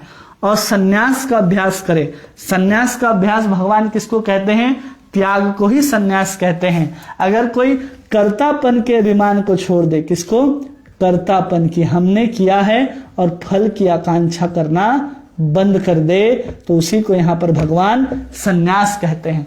सन्यास केवल वस्त्र धारण कर लेने से नहीं होता। भगवान वही अर्जुन को समझा करके युद्ध लड़ाना चाहते हैं। अर्जुन तो पहले ही कह रहा था कि हम जंगल जाकर के सन्यास लेंगे। अब वास्तविक सन्यास क्या होता है, उस सन्यास की बात यहाँ पर कह रहे हैं। और आचार्य बताते हैं कि कोई भी कर्म हो, उस कर्म में 2 प्रकार के दोष होते हैं। कर्म में कितने प्रकार के दोष होते हैं? 2 प्रकार के दोष होते हैं। पहला होता है एक तो कर्तापन का अभिमान। क्या होता है? कर्तापन का अभिमान। कर्तापन का अभिमान होता है कि हमने इस कर्म को किया है, लेकिन वास्तव में कोई एक व्यक्ति आप स्वयं उस कर्म को नहीं करते हैं।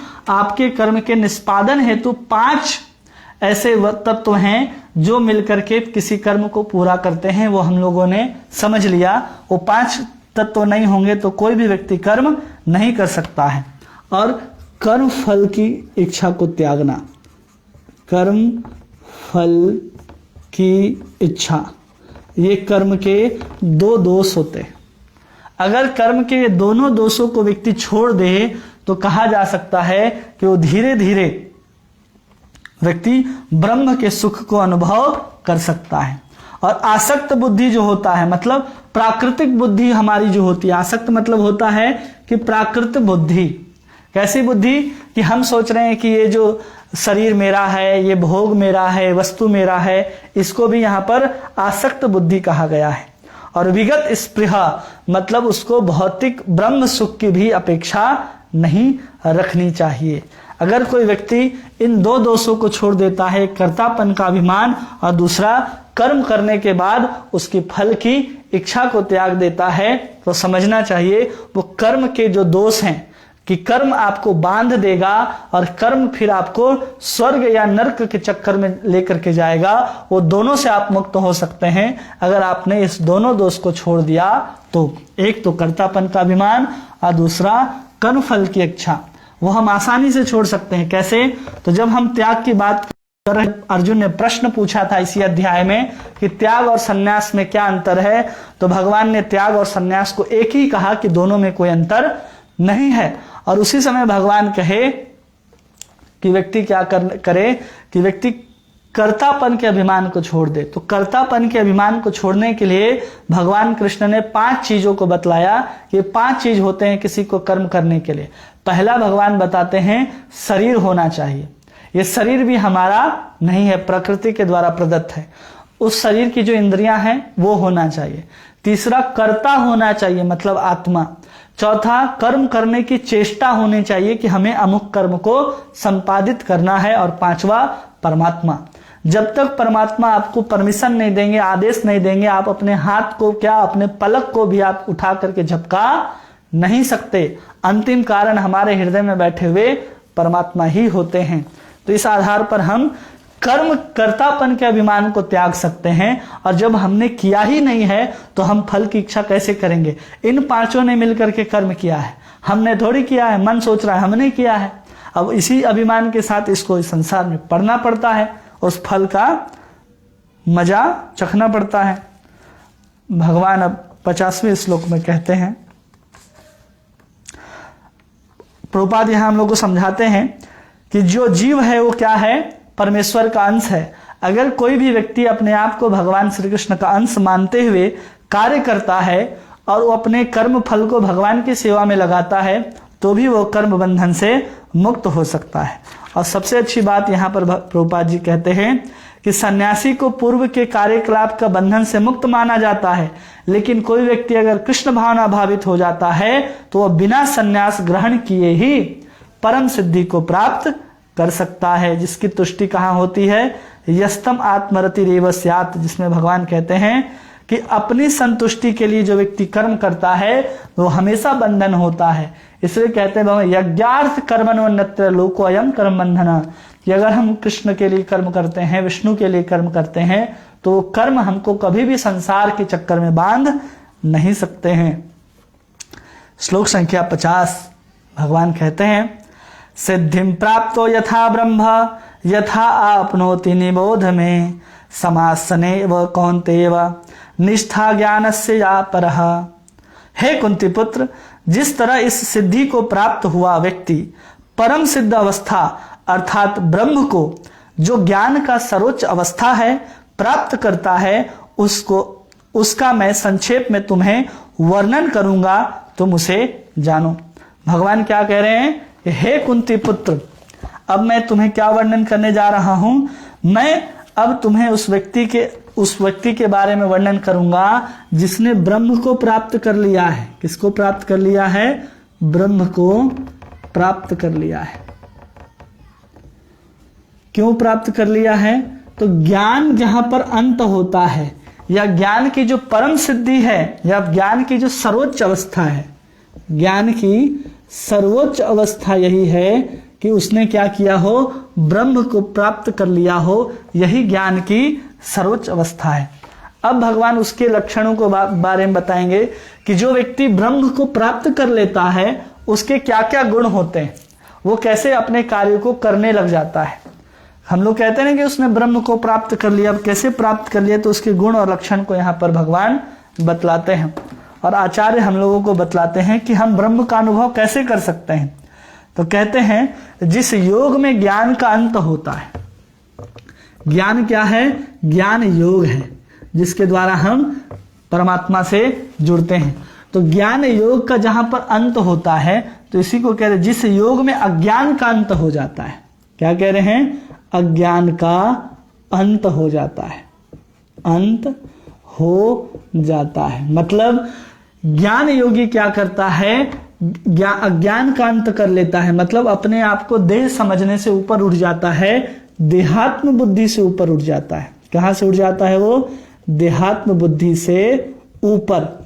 देहात्म बुद्धि से ऊपर उठने का मतलब अपने आप को शरीर नहीं समझता है, अपने आप को शरीर नहीं समझता है, अपने आप को आत्मा समझता है।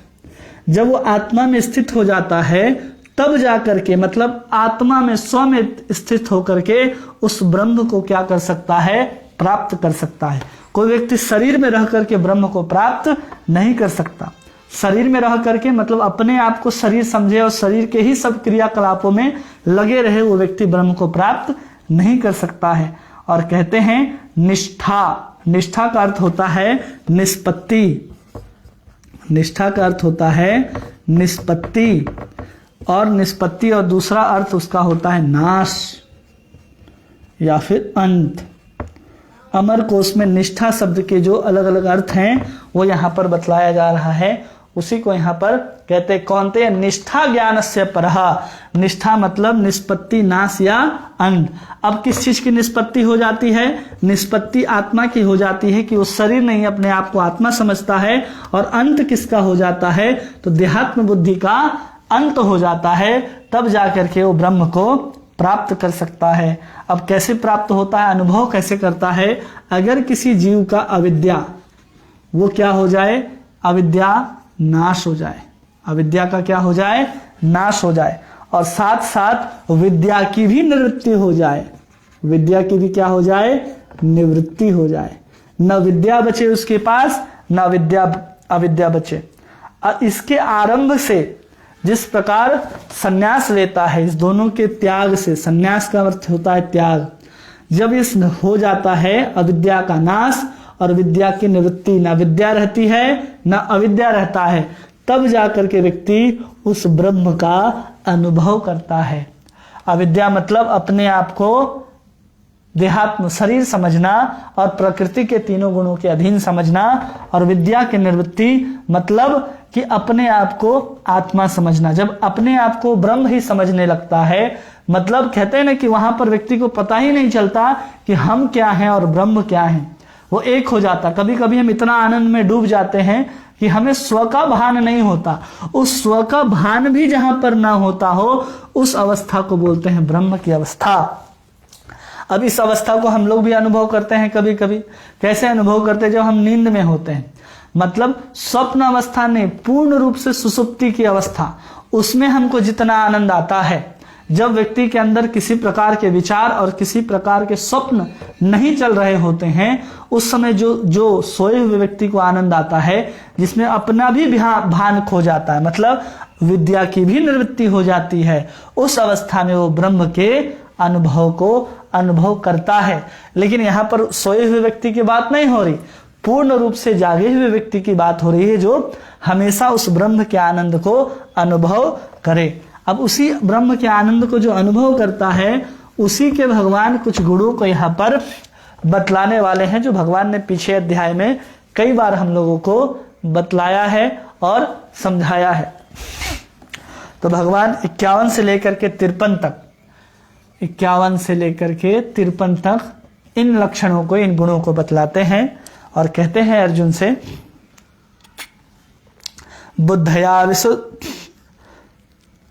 बुद्धया विशुद्धया युक्तो धृत्यात्मनं नियम्य च शब्द आदि विनय विषयान् त्यक्त्वा राग द्वेष युधिष्य च विविक्त सेवी लघ्वासी यत् वाक्य मानसः ध्यान योग परो नित्यं वैराग्यं समुपाश्रितः अहंकारं बलं दर्पं कामं क्रोधं परिग्रहं विमुच्य निर्ममं शांतो ब्रह्म भूयाय कल्पते। अपनी बुद्धि से शुद्ध होकर तथा धैर्य पूर्वक मन को वश में करते हुए इंद्र विषयों का त्याग कर राग तथा द्वेष से मुक्त होकर एकांतवास करता है, थोड़ा खाता है, अपने मन तथा वाणी को वश में रखता है, जो सदैव समाधि में रहता है तथा पूर्णतया विरक्त रहता है, जो मिथ्या अहंकार, शक्ति, गर्व, काम, क्रोध तथा भौतिक संग्रहों से मुक्त है, मिथ्या स्वामित्व की भावना से रहित होता है तथा शांत है, वह निश्चय ही आत्म साक्षात्कार के पद को प्राप्त होता है। तो यहाँ पर जितने भी लक्षण यहाँ पर बतलाए जा रहे हैं, वो किसके बतलाए जा रहे हैं? जो व्यक्ति उस ब्रह्म के पद को प्राप्त कर लेता है, ब्रह्म भूयाय कल्पते। तो सबसे पहले कह रहे हैं अपनी बुद्धि से शुद्ध होकर के, उसकी बुद्धि क्या हो जाती है? सर्वप्रथम बुद्धि शुद्ध हो जाती है। और फिर कहते हैं धैर्य पूर्वक मन को वश में करके, मन को वश में कर लेता है। जो व्यक्ति ब्रह्म को प्राप्त हो जाता है या फिर जिसने ब्रह्म को प्राप्त करने की योग्यता चाहिए, तो पहले बुद्धि को शुद्ध करना है, मन को अपने वश में करना है और विषयों को त्याग देना है। कैसे विषयों को त्याग देना है? जो भी इंद्रियों को सुख पहुंचाते हैं सभी विषयों को त्याग देता है। राग और द्वेष दोनों से मुक्त हो जाता है, राग और द्वेष से मुक्त होता है वो जो ब्रह्म को प्राप्त कर लेता है। एकांत स्थान में रहता है। एकांत स्थान में रहने का मतलब ऐसा नहीं कि भीड़ से अलग रहेगा, और भीड़ में रहते हुए भी एकांत का अनुभव करता है। अपने मन, शरीर और वाणी में नियंत्रण रखता है। जिसके मन, काया, मन, क्रम, वचन तीनों में जिसके क्या हो? अपने वश में हो। सदैव समाधि में रहता है, सदैव समाधि में रहता है। और फिर कहते हैं जो अपने मिथ्या अहंकार कि हम शरीर हैं ऐसा सोचते हुए काम नहीं करता, क्योंकि वो अपने विद्या और अविद्या दोनों से वो मुक्त हो चुका है। तो अहंकार, शक्ति, गर्व, काम, क्रोध, इन सब से वो मुक्त हो जाता है और किसी प्रकार का भौतिक संग्रह जो है वो नहीं करता, वो भौतिक संग्रह नहीं करता। और किसी के ऊपर अपना स्वामित्व तो नहीं जताता कि हम तुम्हारे मालिक हैं या तुम्हें ऐसा ही काम करना पड़ेगा। किसी के ऊपर मतलब अपने शरीर के ऊपर भी अपना स्वामित्व न दिखाता हो, वो निश्चय ही आत्म साक्षात्कार के पद को प्राप्त होता है। इतने सारे गुण होने चाहिए, 1 2 3 4 5 6 7 8 9 10 11 12 13 14, इसमें से कुछ होने चाहिए और कुछ नहीं होने चाहिए। तो मन को वश में करना होता है, विषयों का त्याग करना होता है, राग द्वेष से मुक्त होना होता है, एकांत में रहता है, सदैव जो समाधि में रहता है, तब जाकर के हम लोग उसको कहते हैं कि हाँ ये व्यक्ति के ऐसे गुण हैं कि ये क्या कर रहा है, ये व्यक्ति ब्रह्म को प्राप्त कर सकता है।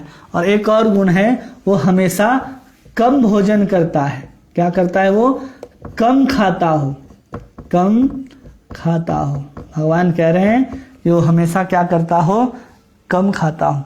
जब भगवान योग की बात कर रहे थे 6ठे अध्याय में, तो भगवान वहां भी कहते हैं कि जो व्यक्ति ना अधिक खाता हो ना अधिक सोता हो, वही व्यक्ति क्या कर सकता है? ध्यान लगा सकता है और समाधि में जा सकता है। इसलिए यहां पर बात कर रहे हैं कम खाता है। क्यों खाता है? क्योंकि उसने ब्रह्म भूयाय कल्पते, उसने क्या कर लिया है? ब्रह्म का साक्षात्कार कर लिया है, या फिर वो ब्रह्म को साक्षात्कार करने के योग्य हो जाता है। तो हमें हमारे अंदर भी एक गुण होना चाहिए कि हमें क्या करना है कि अपनी बुद्धि को शुद्ध करना है। और बुद्धि कैसे शुद्ध होती है? आध्यात्मिक ज्ञान हमारे पास आ जाए तो वही ज्ञान से हम अपने बुद्धि को शुद्ध कर सकते हैं। और मन से ऊपर बुद्धि है, मनः परा बुद्धि, भगवान कहते हैं ना 3 अध्याय में, मन से ऊपर बुद्धि है। तो बुद्धि के द्वारा मन को हम नियंत्रित कर सकते हैं, और मन ही विषयों को खोजता है, तो हम विषयों का त्याग कर सकते हैं। जब विषयों का हमने त्याग कर दिया तो कोई वस्तु, कोई काल कैसा भी हो, हम उससे अनुराग नहीं रखेंगे, राग से मुक्त हो जाएंगे, उससे घृणा भी नहीं करेंगे। जब ये कुछ नहीं चाहेंगे तो हम किसी प्रकार से एकांत में ही रहेंगे, क्योंकि हम विषयों को छोड़ दिए, मन हमारे वश में है। तो हमेशा हम क्या करेंगे? मन और शरीर वाणी से ही सदैव समाधि में रहेंगे। मतलब सदैव अपने आप को हम आत्म अनुभूति में रखेंगे, अपने आप को उस ब्रह्म की अवस्था में रखेंगे। अहंकार, मिथ्या अहंकार, शक्ति, गर्व, काम, क्रोध को हम अपने वश में रखेंगे, इन सबको त्याग देंगे, और भौतिक विषय की संग्रह नहीं करते हुए किसी के ऊपर सामित्व नहीं आएगा उसका। तब समझना चाहिए वे व्यक्ति जो है ब्रह्म को प्राप्त कर सकता है, अन्यथा वो ब्रह्म को प्राप्त नहीं कर सकता है। अब इतने सारे योग्यता को भगवान ने बताया। इसके पहले भगवान ने श्लोक में क्या कहा? संन्यास हो। कैसा? जो कर्म के कर्तापन को छोड़ दे, फल की आकांक्षा को छोड़ दे, राग और द्वेष दोनों से मुक्त हो जाए, वो व्यक्ति क्या कर सकता है? सर्वोच्च सिद्धि को प्राप्त कर सकता है। जब व्यक्ति भोग की ही चिंता नहीं करेगा तो अपने आप इसके जो काम, क्रोध, गर्व, शक्ति आदि हैं वो अपने आप कम होते चले जाएंगे। और यहाँ पर प्रभुपाद जी हमको इसी तात्पर्य को कृष्ण भावना भावित में समझाते हैं। कहते हैं कि मनुष्य की अपने बुद्धि द्वारा शुद्ध हो जाता है और अपने आप को सत्व गुण में स्थापित कर लेता है, और मन को सदैव वश में रहते हुए उस समाधि में रहता है, और इंद्र तृप्ति के विषय के प्रति हमेशा अनासक्त हो जाता है। वह एकांत स्थान में रहना पसंद करता है, न अधिक खाता है, और अपने मन और शरीर के गतिविधियों के ऊपर अपना नियंत्रण रखता है, और किसी प्रकार के भौतिक वस्तुओं को स्वीकार नहीं करता, और वो अपने मिथ्या गर्व के कारण नहीं फूलता। वो जो कुछ अपने पास प्राप्त होता है, जो भी है गतिविधियां, वो समझता है कि भगवत कृपा से हमको प्राप्त हुआ है। और ऐसा जब प्राप्त हुआ है तो धीरे धीरे अहंकार जो है उसका कम होने लगता है, और इस सब चीजों से जब विरक्त हो जाता है तो ब्रह्म की आत्म साक्षात की अवस्था है, यही ब्रह्मभूत की अवस्था कहलाती है, जिसमें व्यक्ति देहात्म बुद्धि से मुक्त हो जाता है और उसे उत्तेजित नहीं किया जा सकता। इतना शांत हो जाता है कि उसे उत्तेजित नहीं किया जा सकता। जैसे भगवान कहते हैं 2 अध्याय के 70 नंबर के श्लोक में, आपुन्यामचलम प्रतिष्ठम समुद्रमाप प्रविशन्ति यद्वत् तद्वत् कामय प्रवशन्ति सर्वस्व शांति आपनोति न काम कामी। कहते हैं जैसे इच्छाएं जो हैं अपने अनवरत प्रयास से विचलित नहीं होती, जिस प्रकार समुद्र के अंदर हजारों नदियां एक साथ प्रवेश करती हैं, फिर भी उसका समुद्र का जो पानी है, लहर है, तट की सीमा का अतिक्रमण नहीं करता। उसी प्रकार हमारे अंदर कितनी भी कामनाएं उठ जाएं, वो हम क्या कर सकते हैं? अपने आप को नियंत्रण कर सकते हैं। कैसे? अपने आप को समुद्र जैसा विशाल बना लेंगे तो छोटे से विचार, छोटे से जो परेशानी है, काम, क्रोध आदि, हमको विचलित नहीं कर पाएंगे। किसके द्वारा ये सब होगा? तो बुद्धि शुद्ध हो जाएगी। तब हमारी बुद्धि इतनी सी है और मन हमारा हो जाता है बड़ा। मतलब मन के अंदर विचार आते हैं। मन क्या है? मन के अंदर सब विचार आते हैं, उसको नियंत्रण कौन करेगा? बुद्धि। लेकिन हम क्या करते हैं? मन में अनियंत्रित विचार आते रहते हैं, जिससे हम क्या हो जाते हैं? विचलित हो जाते हैं। लेकिन समुद्र को देखिए इतना विशाल है और हजारों नदियां प्रति क्षण उसमें प्रवेश करती रहती हैं, फिर भी समुद्र अपने अतिक्रमण को कभी पार नहीं करता, तट की सीमा को। वही प्रभुपाद जी यहाँ पर समझाते हैं। तो योग्यता, जब योग्यता के बारे में भगवान बात करते हैं कि कब व्यक्ति संन्यास लेकर के उस ब्रह्म को प्राप्त कर सकता है, अब समझिए कि कब व्यक्ति संन्यास ले सकता है। ठीक है, संन्यास व्यक्ति तब ले सकता है, इसको शुरू से समझाते हैं तभी समझ में आएगा आपको। नहीं तो अब जो भगवान बात कहने वाले हैं वहां से सीधा अब ब्रह्म की बात, और ब्रह्म से सीधा भगवान, और भगवान के ऊपर कर्म करके सीधा भगवान बोलेंगे सब छोड़ो और मेरे पास आओ। इससे पहले हम लोगों को समझना पड़ेगा, ये बहुत इंपॉर्टेंट है। ठीक है, कोई भी व्यक्ति संन्यास कब लेता है, ठीक है, तो यहां पर अगर हम संन्यास समझे, ठीक है, संन्यास का अर्थ होता है त्याग, जो भगवान ने हम लोगों को समझाया। दो चीज को यहां पर त्यागना होता है, एक कर्तापन का अभिमान को छोड़ना होता है और दूसरा फल की आकांक्षा को छोड़ना होता है। ये दो चीज आपको संन्यास की अवस्था में छोड़ना है। और ये सब कब होता है, जब व्यक्ति ज्ञान को हासिल कर ले। ठीक है, तो व्यक्ति सबसे नीचे कहाँ होता है, सकाम कर्म कर रहा होता है। सकाम कर्म मतलब आज दुनिया में 99.99% जो लोग हैं वो कर्म करते हैं, तो सकाम कर्म मतलब कोई भी कर्म करते हैं तो उसमें उनकी फल की कामना होती है कि हमने इस कर्म को किया है और इसका फल चाहिए। मतलब ये कर्म का भी आकांक्षी है और अपने आप को भी कर्ता समझता है और स्वयं को ही भोक्ता समझता है। जब यही कर्म वो निष्काम भाव से करने लग जाता है, कैसे करेगा, वो निष्काम भाव से करेगा, निष्काम कर्म करेगा। सकाम कर्म से ऊपर उठ करके निष्काम कर्म करेगा, मतलब जो भी कर्म करेगा उसको भगवान कृष्ण को समर्पित कर देगा। कर्तापन तो रहेगा इसके अंदर, लेकिन फल की आकांक्षा यहां पर समाप्त हो जाती है। यहां पर क्या समाप्त हो जाता है, कर्तापन, यहां पर फल की आकांक्षा समाप्त हो जाती। अपने आप को कर्ता तो समझता है, लेकिन जो भी कर्म करता है उसको भगवान को समर्पित कर देता है, तो निष्काम कर्म हो गया। अब बहुत वर्ष तक, बहुत काल तक जब वो निष्काम कर्म करता है तब जाकर के उसकी चित्त शुद्धि होती है। क्या होता है, चित्त शुद्धि, मन साफ होता है। और जैसे ही मन साफ होता है तो उसके अंदर ज्ञान का जन्म होता है, ज्ञान उसके अंदर प्रकट होता है। और जब ज्ञान प्रकट होता है तभी व्यक्ति संन्यास ले सकता है, तब जाकर के व्यक्ति संन्यास ले सकता है। और इसी संन्यास, ये ज्ञान की चरम अवस्था क्या है, हम ब्रह्म का अनुभव कर लें। ज्ञानी व्यक्ति किसका अनुभव करता है, ब्रह्म का। और जो योगी होता है, ध्यान योगी, वो परमात्मा का अनुभव करता है। और जो भक्ति योगी होता है वो सीधा भगवान का अनुभव करता है। तो जो ज्ञानी है वो संन्यास ले सकता है, और संन्यास की अवस्था में उसको कर्तापन भी छोड़ना है और फल की आकांक्षा, दोनों को यहाँ पर छोड़ देनी है।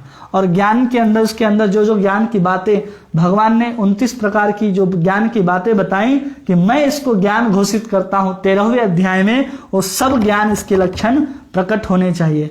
ये सब लक्षण प्रकट होने के साथ ये सब उसके अंदर गुण होने चाहिए, तब जाकर के वो इस ब्रह्म को अनुभव करता है, प्राप्त कर सकता है। ये ज्ञानी जब सन्यासी होता है, मतलब त्यागी होता है, तब केवल कपड़े पहन लेने से कोई सन्यासी नहीं होता, उसके अंदर इतनी सारी योग्यताएं चाहिए और ऐसा ज्ञान होना चाहिए, तब वो ब्रह्म का अनुभव कर लेता है। और ऐसा ब्रह्म का अनुभव करने के बाद ही आगे के श्लोक में भगवान कहते हैं कि ब्रह्म भूत प्रसन्नात्मा न सोचती न कांक्षति समः सर्वेषु भूतेषु मद भक्तिम लभते पराम। जब व्यक्ति उस ब्रह्मभूत की अवस्था में प्राप्त हो जाता है, मतलब अपने आप को शरीर नहीं आत्मा समझता है और भगवान के उस ब्रह्म ज्योति स्वरूप, भगवान का जो अंग कांति निकलता है उसी को हम लोग ब्रह्म कहते हैं। भगवान के अंग कांति को, जिसको ज्ञानी लोग निराकार कहकर के संबोधित करते हैं, वो भगवान का अंग कांति है। एक भगवान के कृष्ण के नख ज्योति से जितना प्रकाश फैलता है वो हजारों ब्रह्म ज्योति को रोशन कर सकता है, इतना सामर्थ्य है। और इसी के ऊपर क्या है, परमात्मा है जो सबके हृदय में विराजमान है, जो चतुर्भुज स्वरूप है। भगवान विष्णु का जो स्वरूप होता है, शंख चक्र गदा पद्म लिए हुए रहते हैं। तो ये हो गया ज्ञान की अवस्था। ज्ञान की अवस्था में व्यक्ति ब्रह्म का अनुभव कर लेता है, और ज्ञानी व्यक्ति क्या कर सकता है, संन्यास लेता है, और इसी को हम लोग त्यागी कहते हैं। ये हम लोगों ने तीसरे अध्याय और 5वें अध्याय में भी समझा था कि सन्यास कौन ले सकता है। अगर कोई व्यक्ति अयोग्य है, अगर वो सन्यास लेता है तो केवल और केवल संसार में उत्पात ही होगा। इसलिए किसी को सन्यास जबरदस्ती नहीं लिया जा सकता। तो सन्यास ऐसा नहीं है कि हमने कर्म को छोड़ दिया, हम कर्म नहीं करेंगे अब हम सन्यासी हो गए, नहीं, वो बात अब 18वें अध्याय में आकर के समाप्त हो जाती है। कर्म तो आपको करना है, कोई व्यक्ति कर्म नहीं छोड़ सकता, चाहे सन्यासी ही क्यों ना हो। तो सन्यासी व्यक्ति क्या है? ज्ञान है, ज्ञान में हम ब्रह्म को अनुभव करते हैं। और उससे आगे कौन कहलाता है? योगी कहलाता है। जो अष्टांग योगी होते हैं वो किसका अनुभव करते हैं? परमात्मा का अनुभव करते हैं अपने हृदय के अंदर। वो देखते हैं कि जो भगवान है वो बहुत सुंदर मुकुट पहने हुए हैं, जिसके ऊपर मोर लहरा रहा है, जिसके कंठ जो है वहां पर कौस्तुभ मणि जगमगा रही है, श्रीवत्स का चिन्ह है उनके सीने पर, वैजयंती माला को पहने हुए हैं, एक हाथ में शंख है, दूसरे हाथ में चक्र है, तीसरे हाथ में गदा है, चौथे हाथ में सुंदर कमल का फूल है, पूरा ऊपर से नीचे पीले वस्त्र को पहने हुए हैं, जैसे अभी अभी बिजली कड़का हो और उसी बिजली से बनाया गया उनका वस्त्र हो। सुंदर नुपुर पहनते हैं, ऐसा नील श्याम वर्ण है भगवान विष्णु का। वही भगवान विष्णु के स्वरूप हमारे हृदय में परमात्मा के रूप में विराजमान रहते हैं। और इन परमात्मा का साइज कितना होता है? जो भी जीव है इस संसार में मनुष्य योनि में प्राप्त, वो सभी मनुष्य योनि का जितना बड़ा अंगुष्ठ होता है वो अंगूठे के समान, अंगूठे के आकार का, अंगूठे के इतना बड़े साइज का हृदय के अंदर परमात्मा विराजमान होते हैं। ऐसा जीव गोस्वामी अपने परमात्मा संदर्भ में बतलाते हैं। तो उसका हम लोग योगी लोग क्या करते हैं? अपने हृदय के अंदर ध्यान करते हैं और इसके ऊपर साक्षात भगवान होते हैं। मतलब भगवान कहने का मतलब यहाँ सीधा कृष्ण आएंगे। कृष्ण को कौन अनुभव कर सकता है? जो भक्ति योगी है वही भगवान के साथ 5 प्रकार के संबंधों को बना करके कृष्ण की सेवा कर सकता है। शांत भाव से कि कृष्ण कौन है? परम भगवान है और हम भक्त हैं, बस ये शांत हो गया। भगवान मालिक हैं, हम उनके सेवक हैं, दास्य हो गया। भगवान हमारे पुत्र हैं, वात्सल्य हो गया। भगवान हमारे सखा हैं, मित्र हैं, साख्य भाव हो गया।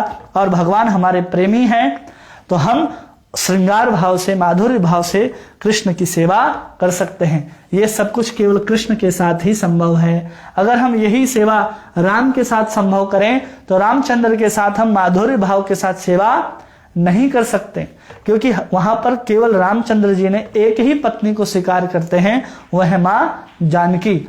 इसलिए रामचंद्र के साथ हम माधुर्य भाव तक नहीं जा सकते। हम उनको अपना पुत्र मान सकते हैं, हम उनको सखा बना सकते हैं, लेकिन माधुर्य रस के साथ हम सेवा भगवान की नहीं कर सकते। और जब हम भगवान विष्णु की बात करें तो भगवान विष्णु को सेवा हम केवल 2 रसों में कर सकते हैं। एक रस होता है हम भगवान को शांत रस से, और दूसरा भगवान के दास्य रस से। भगवान हमारे मालिक हैं, हम उनके सेवक हैं, ऐसे भगवान विष्णु की सेवा की जा सकती है। तो अभी हम लोगों ने ज्ञान को समझ लिया कि ज्ञान की चरम अवस्था ब्रह्म है, और जो व्यक्ति ब्रह्म भूयाय कल्पते, इस ब्रह्म को जो प्राप्त कर लेता है वही फिर पराभक्ति को प्राप्त करता है और सीधे भगवान कृष्ण को प्राप्त हो जाता है। मद भक्तिम लभते पराम। इसको हम लोग कल देखेंगे विस्तार से कि व्यक्ति ब्रह्म को कैसे प्राप्त कर सकता है। तो यही था हम लोग का आज का टॉपिक कि हम लोग ज्ञान से कहां तक जा सकते हैं? प्रेमा भक्ति तक जा सकते हैं। तो यही है ब्रह्म भूयाय कल्पते कि ज्ञान से सीधा पराभक्ति कृष्ण तक जा सकते हैं। अब इसको हम लोग कल आगे के श्लोकों को देखेंगे और कल चर्चा करेंगे कि ब्रह्म भूयाय कल्पते क्या है, कौन व्यक्ति पराभक्ति को प्राप्त कर सकता है, उसकी क्या योग्यताएं हैं, इन सब को भगवान कृष्ण यहाँ पर बतलाएंगे। तब तक के लिए आप सभी का बहुत बहुत धन्यवाद। हरे कृष्णा।